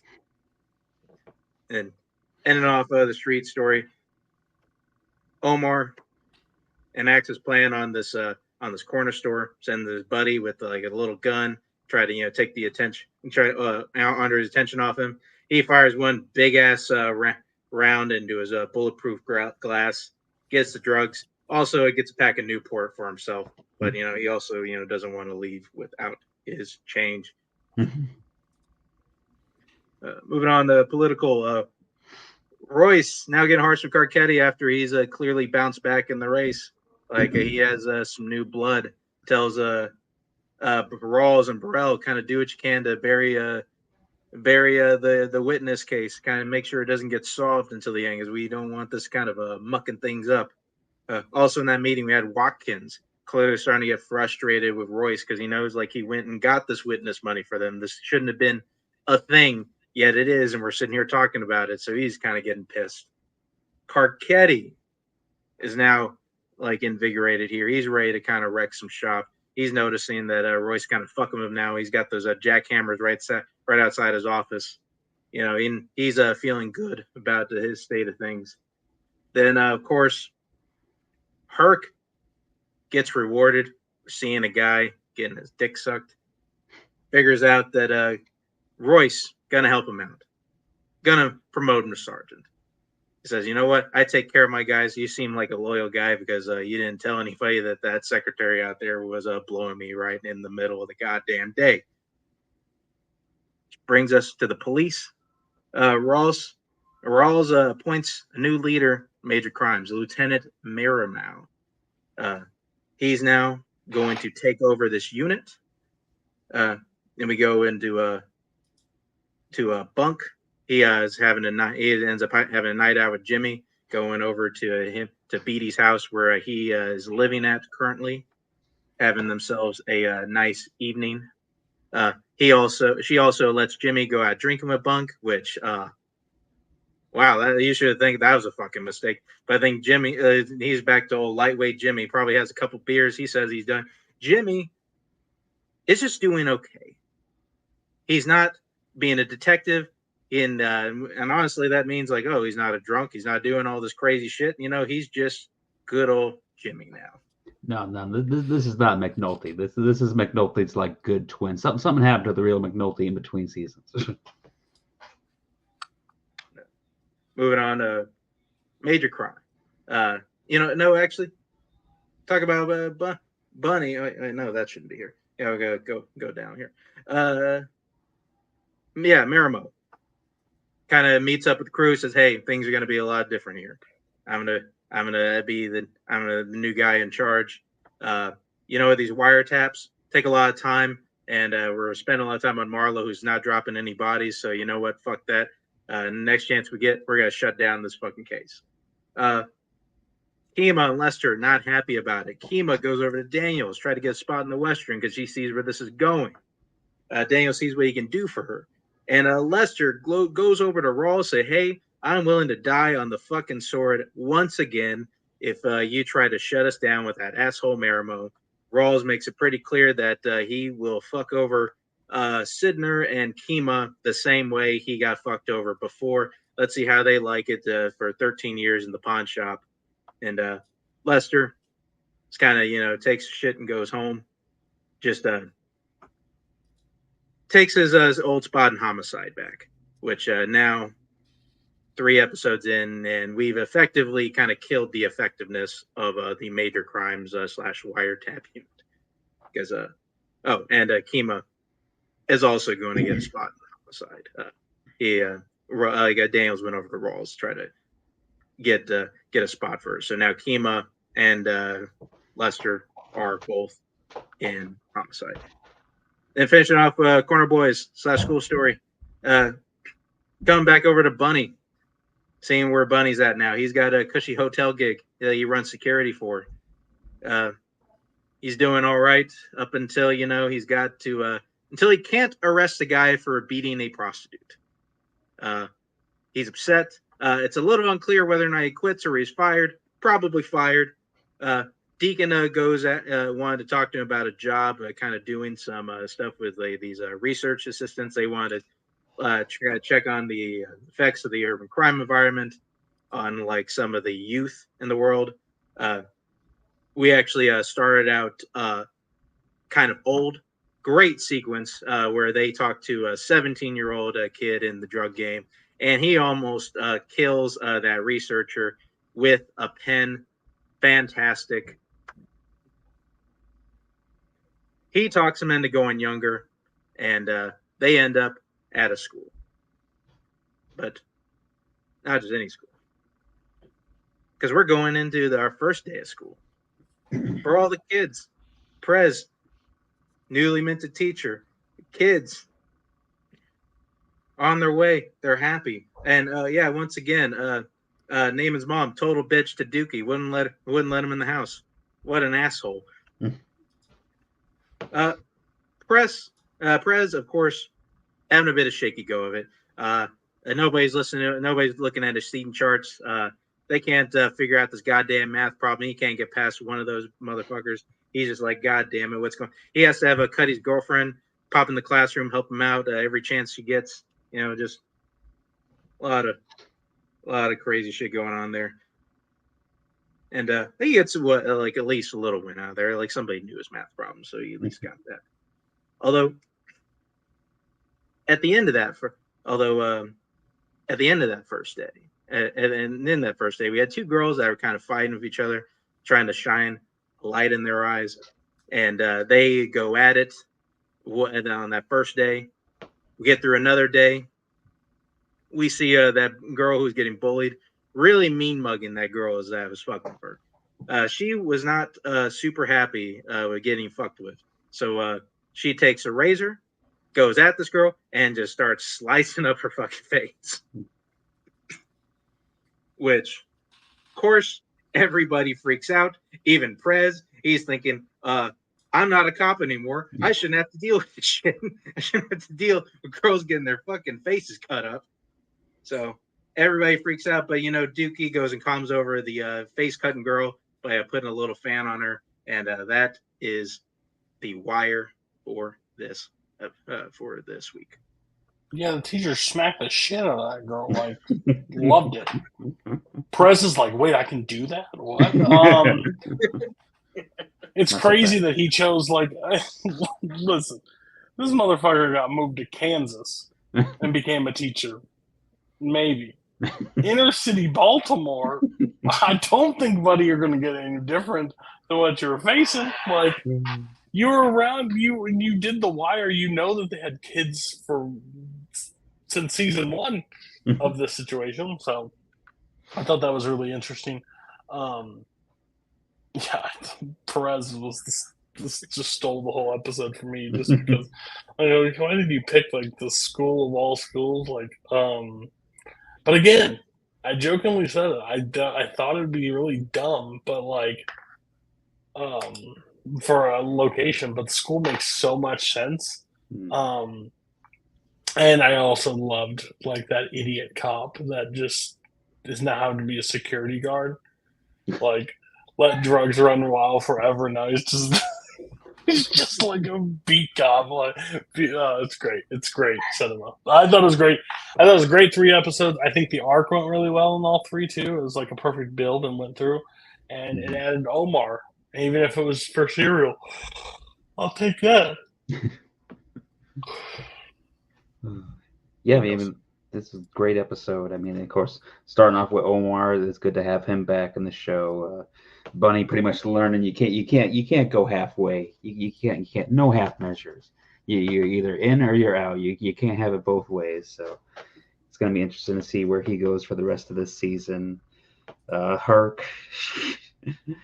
had a good little run of episodes here.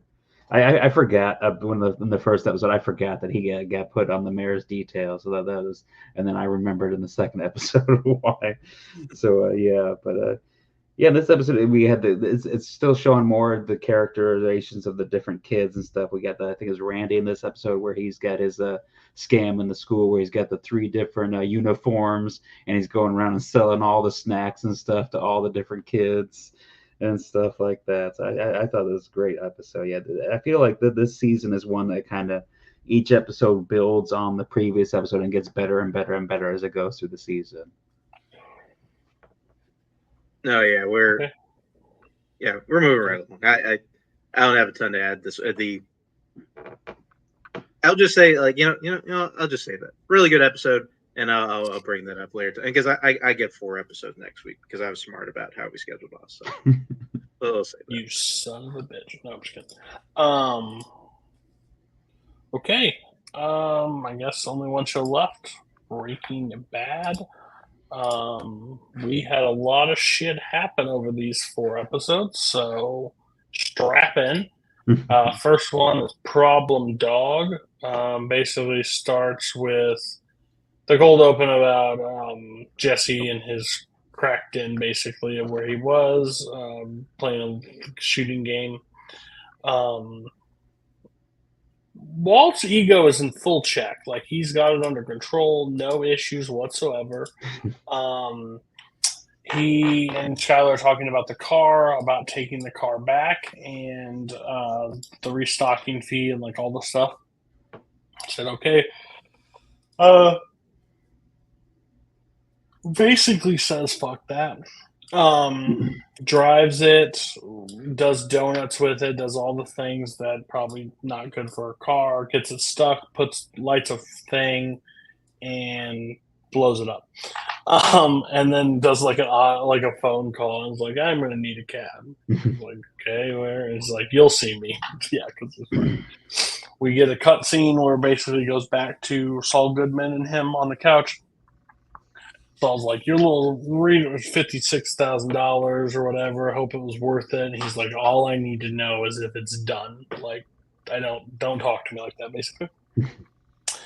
He's talking about getting a third supplier. Like, can he find somebody after Saul? And he's like, well, the people that do that are Hitman, like, work for Mike, so or know Mike. Does Mike know everybody? Pretty much. Walt goes over to Jesse. Jesse's had a realization, I guess, and now is painting his house and fixing it up and getting all the spray paint off. Talks about meeting with him. Talks about like the situations, like all of what, like, how close were you to him, like all the situations, basically. And then Jesse goes, I'll do it. Like, what? Next time I'll do it. Like, Jesse broke the day that he shot Gail, and he's not been right since. Then we go to the car wash. Skylar and Marie's there. Walt shows up with soda. And basically, she didn't realize how much money he truly makes. Which I guess we never knew the increase either. Yes, I think originally before it all went to shit, Gus it was 3 years, $3 million. Yeah. And now 3 months, $3 million. 3 months, $3 million. And then they said they'll spread it out to the whole year at the same deal. So that's like, he makes about $7 million, give or take. And he's like, I don't know, I didn't count it. Walt makes the ricin in the lab. Basically tells Jesse that to use it, give it to. He goes, okay. Kind of perfect that we do it in the lab. He puts in a cigarette and he's like, I'll do it there. That's a constant trend moving forward. Hank Jr., not Hank Jr., Walt Jr. and Hank go to Los Pollos Hermanos, they eat. Gus comes up to him, basically asks for a refill. As soon as he says, yeah, I'll take a Diet Coke, goes back and walks, in the next scene you see him dumping it out and putting it in an evidence bag. Basically, he's got Gus's prints now.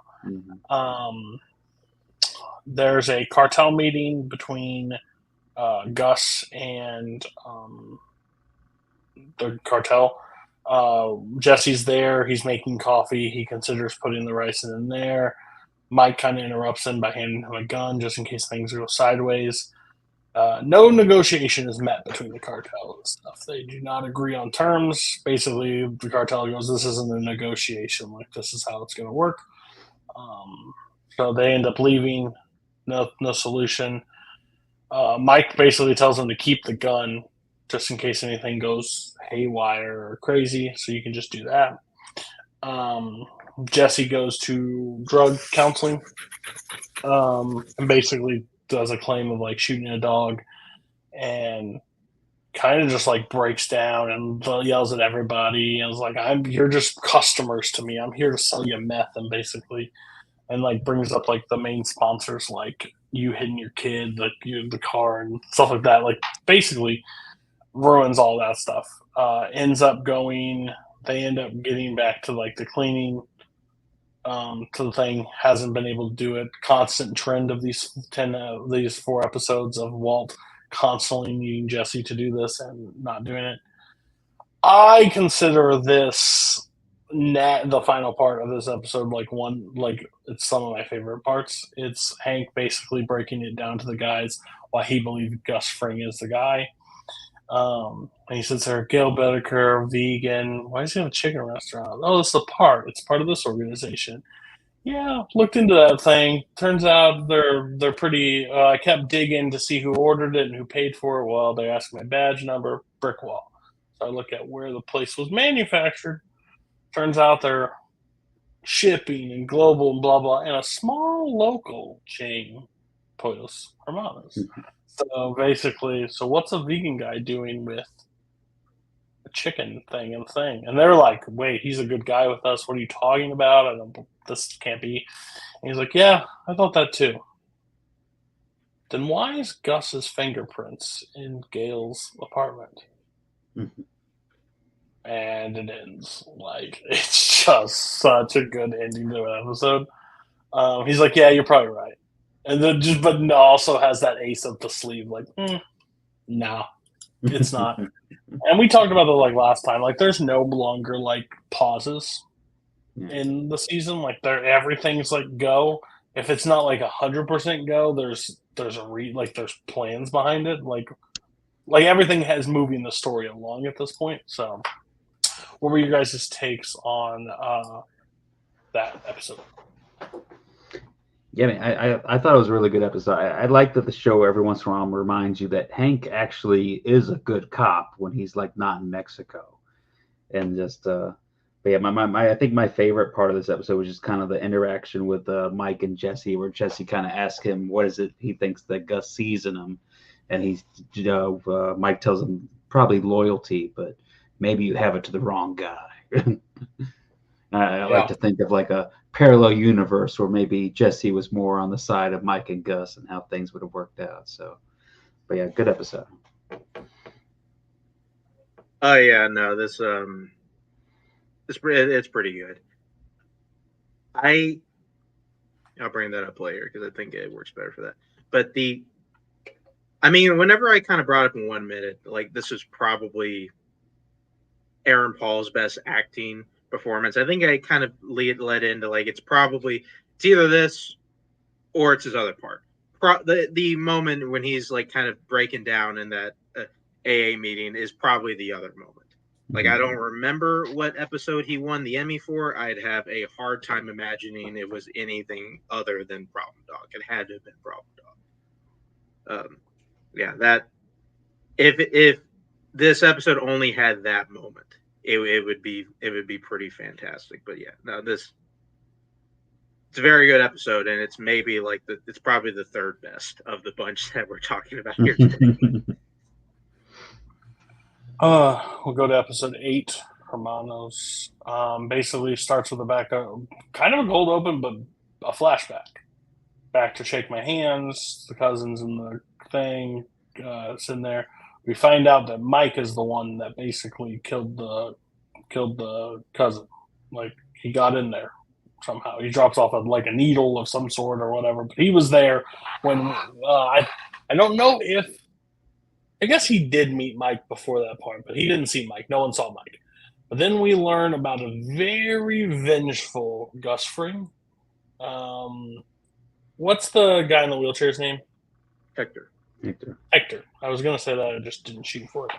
He sits there with Hector and basically tells him about the killing of the cousins. They overshot it. There was a phone call from this of the 1 minute to spare his life. And, could be the cartel, or the buddy. He was shot too. And the kid, basically, I wanted you to hear that from me. And smiles. And we learn that first of that he visits him quite frequently to constantly remind him. I also love this next scene. The title card breaks, and then it's the cancer scene, and basically sitting there, and he's like, "Yeah, it's as good as you make it," or whatever. Like that's bullshit. Like I've had cancer for a year. Like whatever, man. Like that's just full of filler. Um, and then so that's just like ultimate. Like they're doing that. Gus gets a phone call to come down to the police station, talk to the detectives. He's sitting there. All of them are interviewing. Man's cool as a cucumber. Man does not waver, does not let anything notice to bother him. He's like, "Oh, Gail Bedecker, yeah, give him a grant, give him a scholarship for Guinness." While away, he met me at the restaurant to read a thing. He wanted money for a venture, didn't help him. Then he got shot. Everybody else at the table is like buying it. Like, yeah, makes sense. One person's not. Hank Schrader. Hank's like, well, you're Chile. You're from Chile, but there's no record of you there. Blah blah. And he's like, well, I know you moved here in '89, like when you got a visa in the United States, but there's no record of it. And he's like, yeah, they're terrible at keeping their records, but I guarantee, if you look harder, you'll find me. And like leaves, and then one of the most ominous shots of the show is him looking like down, and he's in the elevator, and it beeps, and his eyes just stare focused like right at you. Like, he also has like everything planned out, like knows where he was, has everything figured out perfect. We have Saul dropping off money to first one, Marina. No, maybe an A. The girl and the kid, basically. Ed McMahon money, stopping all the money, dropping it off. Skylar's decided to put money in clothes and vacuum seal it and put it underneath the house. That's the plan now because it's just too much money. So they're doing that. Hank and Walt, basically, Hank calls Walt over to do something for him, take him to a mineral place like convention, but then tells him the real like story of why he's doing this. Well, Walt, if Hank was smart or anything, blows his cover right away because he's asking 75 questions about Gus Fring and like, what do you know, and blah blah. He's sitting there telling him like, I need you to put a tracker on his car, and he's like, what? He's like, I need you to put the tracker. He's like, I do not feel good. Like, no. And then Mike pulls up next to him and thing. So Walt walks past the car, goes inside. Gus is there. And he said, I didn't do it. I didn't do it. He's like, do it. Mm-hmm. Do it. Put it on my car. Like, do it. So he gets a Coke, takes it back out. He puts it on his thing, basically. And then Walt goes to the camera, basically confessing, like, man, like, shouldn't have done this, blah, blah. Jesse and Walt get into more of a confrontation of basically about, like, not seeing him. When are you going to see him? Like, you need to take care of him. You need to take it out. A text goes off on Jesse's phone while Jesse's in the bathroom. Says, we're not meeting the boss. Boss is busy. And checks out. Comes out. Walt says anything on the message. He said no. So he knows he's basically lying to him. Mike and Gus have a phone call in the conversation that we actually get to be receptive of. Like, we get to see it. And basically is telling him that he needs to just stay the course. Don't give him anything. Drive your normal route. And then we see Gus take off the thing and put it on the newspaper rack and drives car to where he wants to. So he's only going to use it to go home and back to work. And he goes back to meet Hector. And then we get ultimately one of the wildest flashbacks of the show. Basically, we get how Gus basically got into the cartel, and I think the direct moment that made Gus Fring who Gus Fring is, if I had to think. They're sitting there, they're having like this jovial conversation. Hector's there, not in a wheelchair, everything's gravy. They end up talking to him, and then mood switches fast. and he's selling behind his back and like doing all this stuff. And he's like, "Why would I listen to a man I don't respect at all?" And like has this whole conversation. And his partner starts pleading for him, like, "Gus, I trust him. Like, believe me." I don't know if they're related or they're closer than what it seems. But it seems like he was the inside for Gus to be in this situation. Mhm. And Hector shoots him in the head. Blood pours out of his head into the pool. One of the coolest like shots too, like of the blood just keeps pouring and like making it redder. And Gus gets up, tries to attack Hector. They put him down, like make him face to face with him. And he goes, "This is the only reason you're alive is to keep you, like, because like I need you and I know who you are." And like this basically controls him at that situation. And he just gets to sit there and watch him. But then now you see it flashes back to roles of reverse where Gus is in the commanding seat and Hector's in that situation, and like he doesn't have any power that he once had, and like he forced him, put his head in front of his friend, and like made him watch it, like all the stuff, and then hits him with the maybe next time, like sits there, like tells him the story maybe next time, and like leaves him alone. So crazy episode overall. I think that flashback is like worth the price of admission alone, but the rest of it's pretty good too. Everybody else on Hermanos? Yeah, I mean, another great one. It's just this. This is another episode that pretty much just shows that Gus is always like 3 steps ahead of everyone. He pretty much had his whole story figured out for his relationship with Gail, and was able to get all the police suspicion other than Hank off of him. The whole sequence with Walt and Hank and planting the tracker is just there's just so much tension in that sequence that Walt's going through that, trying to figure out a way out of it without getting Hank killed or getting himself killed. And then of course Gus's origin story is just fantastic. And I might be remembering it wrong. I haven't really rewatched the show. I thought they weren't they like lovers or something. I thought. Yeah. Okay. Yeah. Okay. Yeah. There was that. I don't Yeah. know if I don't remember, but I'm pretty sure. But it's Yeah. very hinted at. It's Yeah, very because hinted. Like they definitely we seem don't get very a love close. scene. I don't think we get a love Yeah, scene from yeah. them, I but, feel like it yeah. was implied somewhere, but yeah. It's heavily implied. Yeah. Especially how he reacted to it. Oh yeah. No, yeah, this episode's great. Like it is fantastic from top to bottom.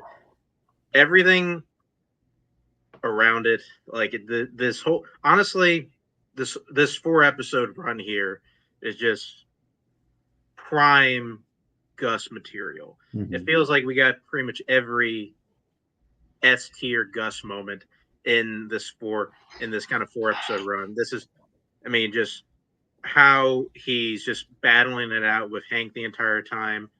How whenever he goes into questioning, he just has an answer for everything. Just kind of showing us throughout this entire thing that Gus is just Gus is a professional criminal, and there's a reason why he hasn't been caught yet, and there's a reason why why he's just able to like build this empire.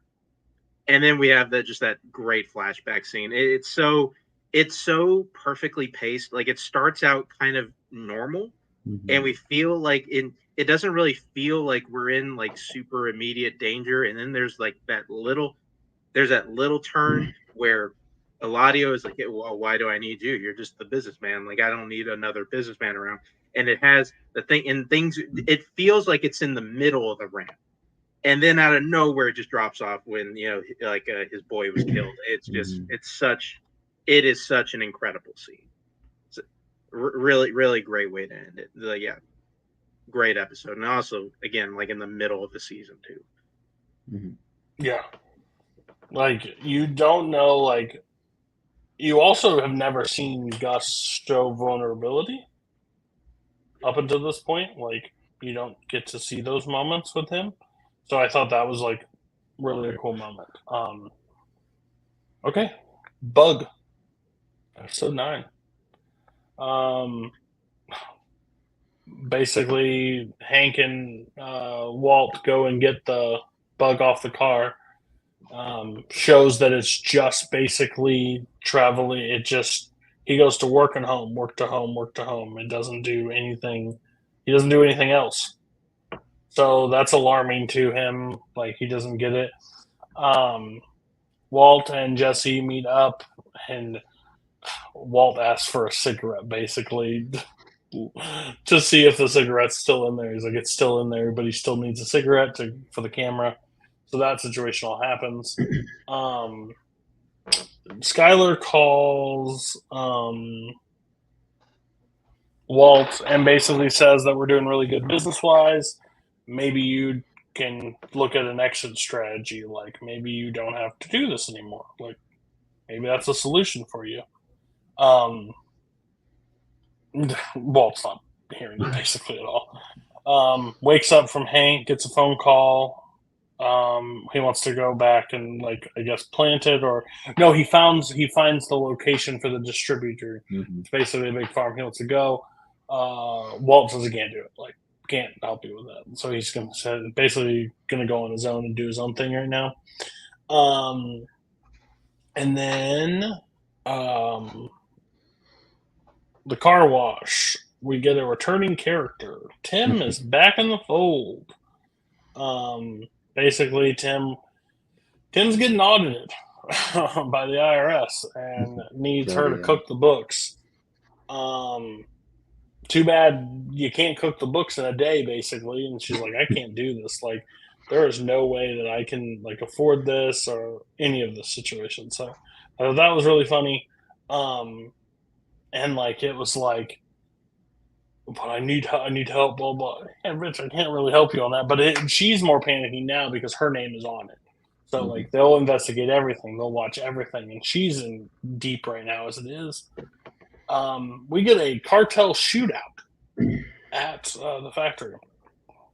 Thank God Hank didn't get a ride at this point, because that would be fucking weird.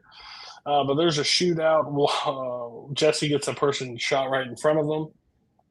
Jesse just stands there blank. Mike has to tackle him and put it out of the way.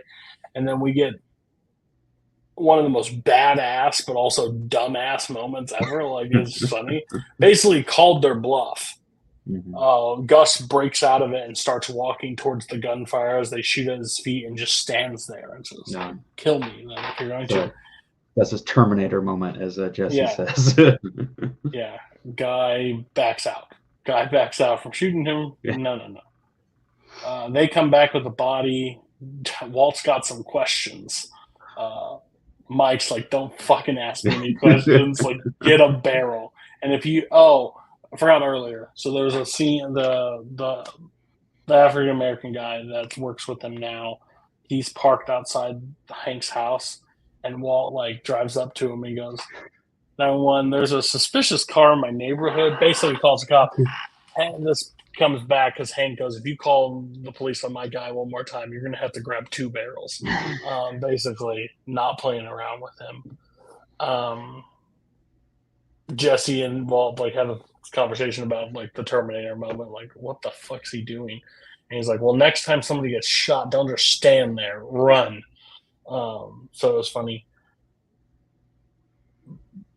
You guys may have a different opinion on this. This is one of my least favorite scenes in the entire show. Basically, Skyler walks in all gussied up and, like, putting the moves on this IRS guy, and, like, it just, I don't handle, like, situational, like, I get embarrassed in situations like that. Just as I'm, like, uncomfortable for way too long. They walk out. Skyler's like, listen, I did that for you, but you're going to have to settle and you're going to have to pay them. So put a second mortgage on your house, sell the BMW, and get your shit back together and roll. And he's like, I wish I could. I already have a lien on my house. And he gets into it like a geo tracker, like, of a car, like a piece of shit. So he's stuck. He has nothing. He can't do anything. Jesse invites Jesse over to his house for dinner. Somebody else went to dinner with him, but he basically has the ricin with him. And Jesse's the only person that stands up to Gus and, like, basically says to him, he's like, if you're wanting to kill Walter and me to take his job, because he basically asked him if he can cook by himself. He's like, what, you're going to kill Walt? If you're going to kill Walt, you need to kill me too. Like, I'm not doing this. And then, Gus, if I can finish what I was saying, the cartel needs you to show people how to cook. I need you to go to Mexico with me to show these guys how to cook. Then the altercation breaks out where Walt and Jesse are in the room, basically, because Walt has now tracked Jesse's car. He knows that he was at Gus's house for 2 hours and 18 minutes. And he sits there breaking down to him. He's like, oh, because you weren't around him. You weren't anything with him. You still have the cigarette. You're just not going to do it. You're not going to do it. What were you doing exactly at his house for 2 hours and 18 minutes? He said, how do you know I was at your house, Zero? I put a tracker on it. He hands Jesse the weapon. Jesse football throws that right in his fucking head. And they end up getting to a fist fight. Jesse ends up beating the fuck out of him. And then one of the best lines of the show is like, can you walk? Well, good. Get out and never come back. Like, get the hell out of my house and never come back. And like, that's how the episode ends. Yeah, this episode's crazy. There's just so much. Like, that Gus moment is still like one of the craziest. It's just gunfire's raining down. He's like, kill me. Like, shoot me. If you want to, shoot me. So what do you guys think? Yeah, I mean, that's definitely one of my favorite Gus moments. But yeah, I mean, it's just, it feels so good seeing Jesse just beat the shit out of Walt. You love to see it. and the scene with Skylar, I actually like that too. I feel like Skylar, if she actually put her mind to it, could have been a better criminal than Walt. Of course, it doesn't end up working out, as we'll see in the next episode. But yeah. Yeah, it's great. I mean, you mentioned that Skylar thing. It honestly doesn't bug me because I like a lot of stuff. Like I like kind of a lot of this mid-season 3 to now Skylar stuff. Mainly because like she disgusting. I mean, in the sense of she finds out what Walt does. And she slowly works up into kind of being okay with it and kind of laundering his money. And then she works up into these moments where she has to do some illegal shit. And like she says that she did it for Ted and that she did, like, I think she's lying to herself with it. She did it for her. She is kind of like Walt in this situation where she kind of likes dipping her toe in the crime world. She, I think, is very willing to kind of bend some morals here, and it kind of shows you how like this whole family is in turn is a little bit fucked up. We'll see it take a turn later on. I think how it takes a turn, I think, is actually pretty interesting for her character as well. But we'll get to that later. And yeah, and Gus just has another prime moment. He does his best impersonation of that statue in Rio de Janeiro, just like going up to that assassin grade, just gonna fucking shoot me. That's fucking great. And seeing how things have built up to a head with Walt and Jesse is just fantastic. I love so much how the writers kind of really built up this frustration and this animosity between Walter and Jesse this season. It is prime storytelling, prime television. It's so good. And I say that I'd say the episode. This is probably what I would say is the weakest episode of this week, and it's still pretty great. It's so good. It's just funny. For that 2 hours and 18 minutes that he was there, he was telling him, if you kill Walt, you got to kill me. But instead, Walt always finds a way to just be a fucking dickhead and basically tells him point blank, he's like, well, if you're gonna probably go down to Mexico and screw it up like you always do, like belittling him. Not to mention, the only reason that Walt is still alive at all is because of Jesse. Like if Jesse doesn't go to Gail's house and he pulls the trigger, Walt's dead right now. Like, it's crazy. Like, again, ego. So, what? Nothing. And I guess everybody knows me as the Skylar. The hatred for Skylar comes late. Like, it's coming. Like, Skylar is just, and again, she has a right to be it. I'm just a Walt defender. So it's a problem. I like the bad guy. So episode 10, Salud. Basically, they're going on a plane to Mexico. Gus and Jesse and Mike all on a trip to Mexico together. Looks like so much fun.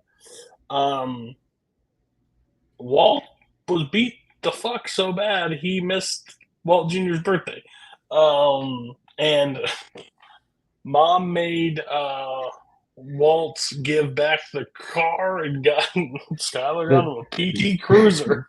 That's the biggest sin that Walt committed this season, was telling Skylar, "Oh yeah, you go do the car on your own." And now poor Juniors get stuck with a PT. And Cruiser. this kid is pissed. Like anybody that's walking around with a brand new car at that age would be okay and happy. This kid is fucking furious. Like, I mean, it's okay. Like it sucks. Like I'm mad. I mean, when Skylar's describing the car, and I think she uses the word slick. Like nobody's ever used the word slick to describe something cool. No. Like she was done at that moment. Like no. Even a slip and slide, you don't even refer to as a slick. Like, and that's like the closest you can get to. The PT Cruiser is definitely like one of the top 5 grandma cars. Oh yeah, like it's a car that when that showed up to school and how everybody's like, "Well, you're driving your mom's car. Like, you're waiting on your own car." I get it. So then we get a break scene of Saul meeting with Tim. His great aunt Bridget died. Left him almost, I think, exactly the money or a little bit more of the money that needed just about to pay his IRS debt. Nice. Then we get an awesome scene, basically, of Jesse in the cartel lab, basically looking for the acid or whatever. He goes, "Well, we synthesized it ourselves, blah, blah." He just says, pulls Gus aside and goes, "It's the barrel with the B on it." That's how I know how to cook it. Basically, then starts talking to him. He's like, "Well, I'm the guy that's supposed to do your job. So, hey, asshole." And he's like, "I speak English, so you know what asshole means.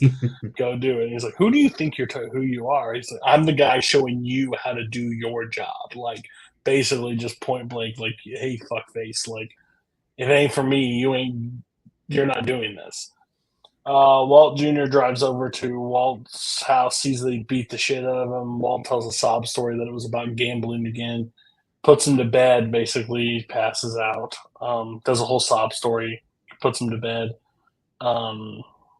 Goes back to Jesse cooking. Jesse makes it 96.2. Perfect on the dot for them. Because I think 96 is what Gale could do. So it's not up to it's not quite what Walt does. Like he's close. So they celebrate, and then the main guy of the cartel that we think is the main guy of the cartel, but we learned last flashback that there's another guy of the cartel, and he basically tells him, "Many more to go." What do you mean? "Oh, you're property of the cartel now." The fuck? That was not discussed on this airplane ride to fucking Mexico. Walt shows up. Well, Walt wakes up, sees Walt Jr. still sleeping on his couch, basically talks to him about it, talking about his birthday. He's like, "I don't want you to remember." He tells a story about, like, remember how his dad was. And he's like, "I don't want you to remember that." And basically tells him this last year of his life, like, "You've been awful." Like, at this point, like, "I hope I don't remember that." Skylar gets word, right? Is that yeah. Saul tells her that Saul tells Skylar that he's paid, his credit got updated. He bought a fully Mercedes, basically, or BMW, like with the money, and like got loaded. She shows up at the place. Basically, he's restarting his business. Like, okay, like dumb. She's like back and forth with him, like, "You have to settle." He's like, "Well, there's the door." She stands up, she turns and is like, "Where do you think you exactly got that money? Like your great aunt Bridget? That was you?" Cut. So basically shows him that he needs to be doing this. Then we get Gus after the cook. We see the guy from the flashback. And the cartel's there. He basically Gus sits after the cook and basically talks about it, and the one guy behind him goes, "He's no chemist." He goes, "I don't care if he's a pig farmer. He cooks better meth than you, so that works for me." All this college degree. He gets him a very highbrow, he gets him very fancy tequila. Basically, is what it is. He, uh, they all pour shots. Gus, they all wait for Gus to take it first. So Gus takes it, and then he ends up. Everybody else takes it. They try to give it to Jesse, but Gus actually saves him basically by telling him like, "Hey, he's an addict. Like you don't want this." Puts it in there. They end up talking to him, and he's like, "Oh, gosh, some of the most cocky things to tell Gus." But since they're like, "Yeah, I had to spank you, like I had to get you back in order, like over 20 years, got to get you back on course." Basically, reminding him that he shot the guy in front of him. He's like, "I need to go to the bathroom. Is that okay?" So he sends him in there. Gus doing Gus things, like takes off the jacket very properly, puts it down, puts the thing in front of the toilet, and pukes up the stuff because it's got something in it. It's going to kill. And everybody at the cartel just starts dropping dead, even the guy outside the door of him. And then the guy tries to charge at Gus, basically falls right in the pool, and like that scene of him just floating in the water. Mike basically rips the necklace off of him, and basically Gus is having a visceral reaction to the poison. Like even though he took it, like he's also feeling the effect. Even though he threw it up, it's still in him. And Gus goes like, "He's dead. His capos are dead. Fill your pockets and leave this place." Like basically, and Mike's like, "I hope that fucking worked." Basically, gets out there, gets in a car, and they end up driving away. So the cartel is now dead compared, like the family. So basically, got him there to cook.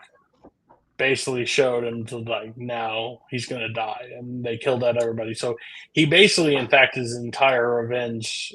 Basically, Hector is the only one still alive from the people that crossed him back then. So crazy, and just like jump started the final 3 episodes of this season. We got one more season after this, so like that, and that's the perfect thing about Vince Gillian. Like they wanted to milk the story for so long, and he said, "I'm doing 5 seasons. Like we're gonna get to the end. Like I don't want to go anymore. The story runs its course. We're done."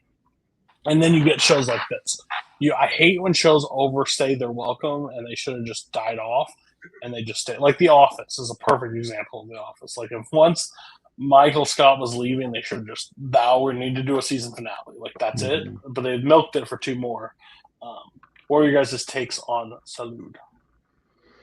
Yeah, I mean this one is crazy. Probably the best episode of the week. Yeah, the whole trip down there to Mexico and everything. I love the whole scene with Jesse just kind of getting his groove on and just like talking shit to all the chemists down there, and you kind of see Gus kind of a little bit impressed with him, and Mike Mike's a little proud of him. You kind of feel it's like what could have been with these guys.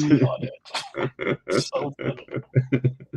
And then just Ted is just a horrible douchebag idiot in this one. He gets his chance to shine as being a horrible person. Oh gosh, and the one thing that you didn't mention, when Junior's tucking in Walt after he gives him all that sad story, Walt calls him Jesse as he's as he's tucking him in and stuff. I was like, oh. And he like stares at him weird for it. So you just don't, yeah.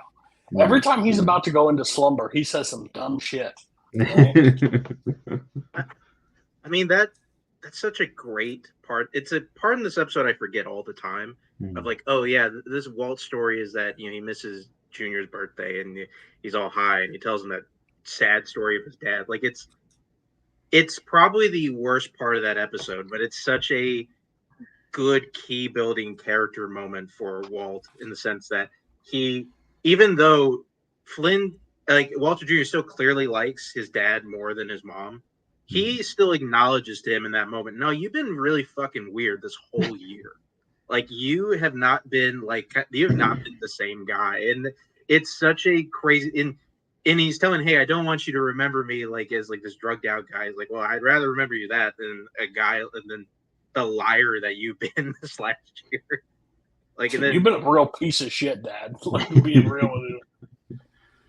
and then in a lesser show, if you were to tell me that, hey, the bulk of this cartel stuff is going to be told in like 8 episodes, I would have said, oh, this show definitely rushed the hell out of it, and it doesn't. It's just so it's so clean, and it's the perfect amount of like shocking, but it makes sense. It just they build this in such a perfect way, and then in a way where also everybody gets their moments. I mean, you talked about like that lab scene. I think my TikTok algorithm thinks that Jesse telling off that Mexican cook is maybe like my favorite scene of all time. Every time I scroll across a thing, I'm watching the whole goddamn thing. I love it. This is definitely one of the best episodes of the show. One of the best episodes of the show. Right. They introduced this main cartel boss one time prior. Mm-hmm. But like you get at 2 episodes ago they introduced them. Mm-hmm. Yeah. And that's all you need to know. Like, you know how big of a dick it is, and you know how satisfying it is when Gus pulls it off. Like, you know as soon as he pulls that bottle out, how he's talking to Hector like, this is going to go bad for him. But then you see him take it, and you're like, what the fuck? But then that bathroom, you get everything you need to know. Like, oh, this motherfucker did. But he took it because, like, he's ready to, like, it's so interesting, like, where they're able to tell. And, like, you think like they have a part. We saw them get gunned down. The guys get gunned down in Mexico, and basically breaks the phone and goes back in. Like, it's very subdued, like simple. Like, they don't go outside the box. The cartel's there, and you know about them, and they've sent people, but you don't get real like characters or anything. You just know how satisfying it is when they do get defeated. So I think it's just a brilliant taking point. And like, we could have had episodes built on cartel like character work, but they know how it does not matter.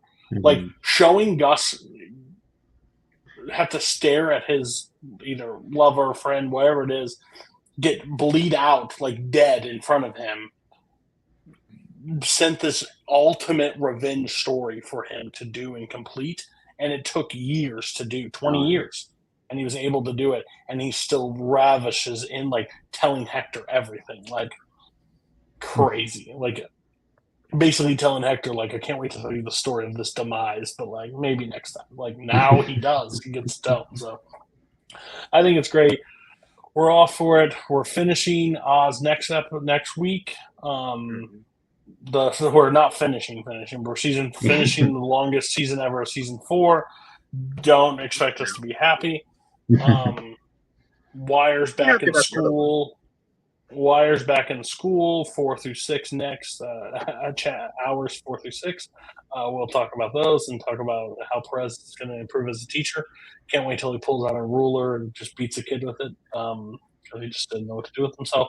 And then we are finishing season 4, Breaking Bad. So again, do not be surprised. It's going to be a very high-ranking episode of the season for me. No shock to anybody. But I think that's where The Wire and Breaking Bad are at this point. It just matters which Oz season is going to be the lowest. Really hard to beat this season. But we will be back in 2 weeks. So see you then. Bye-bye.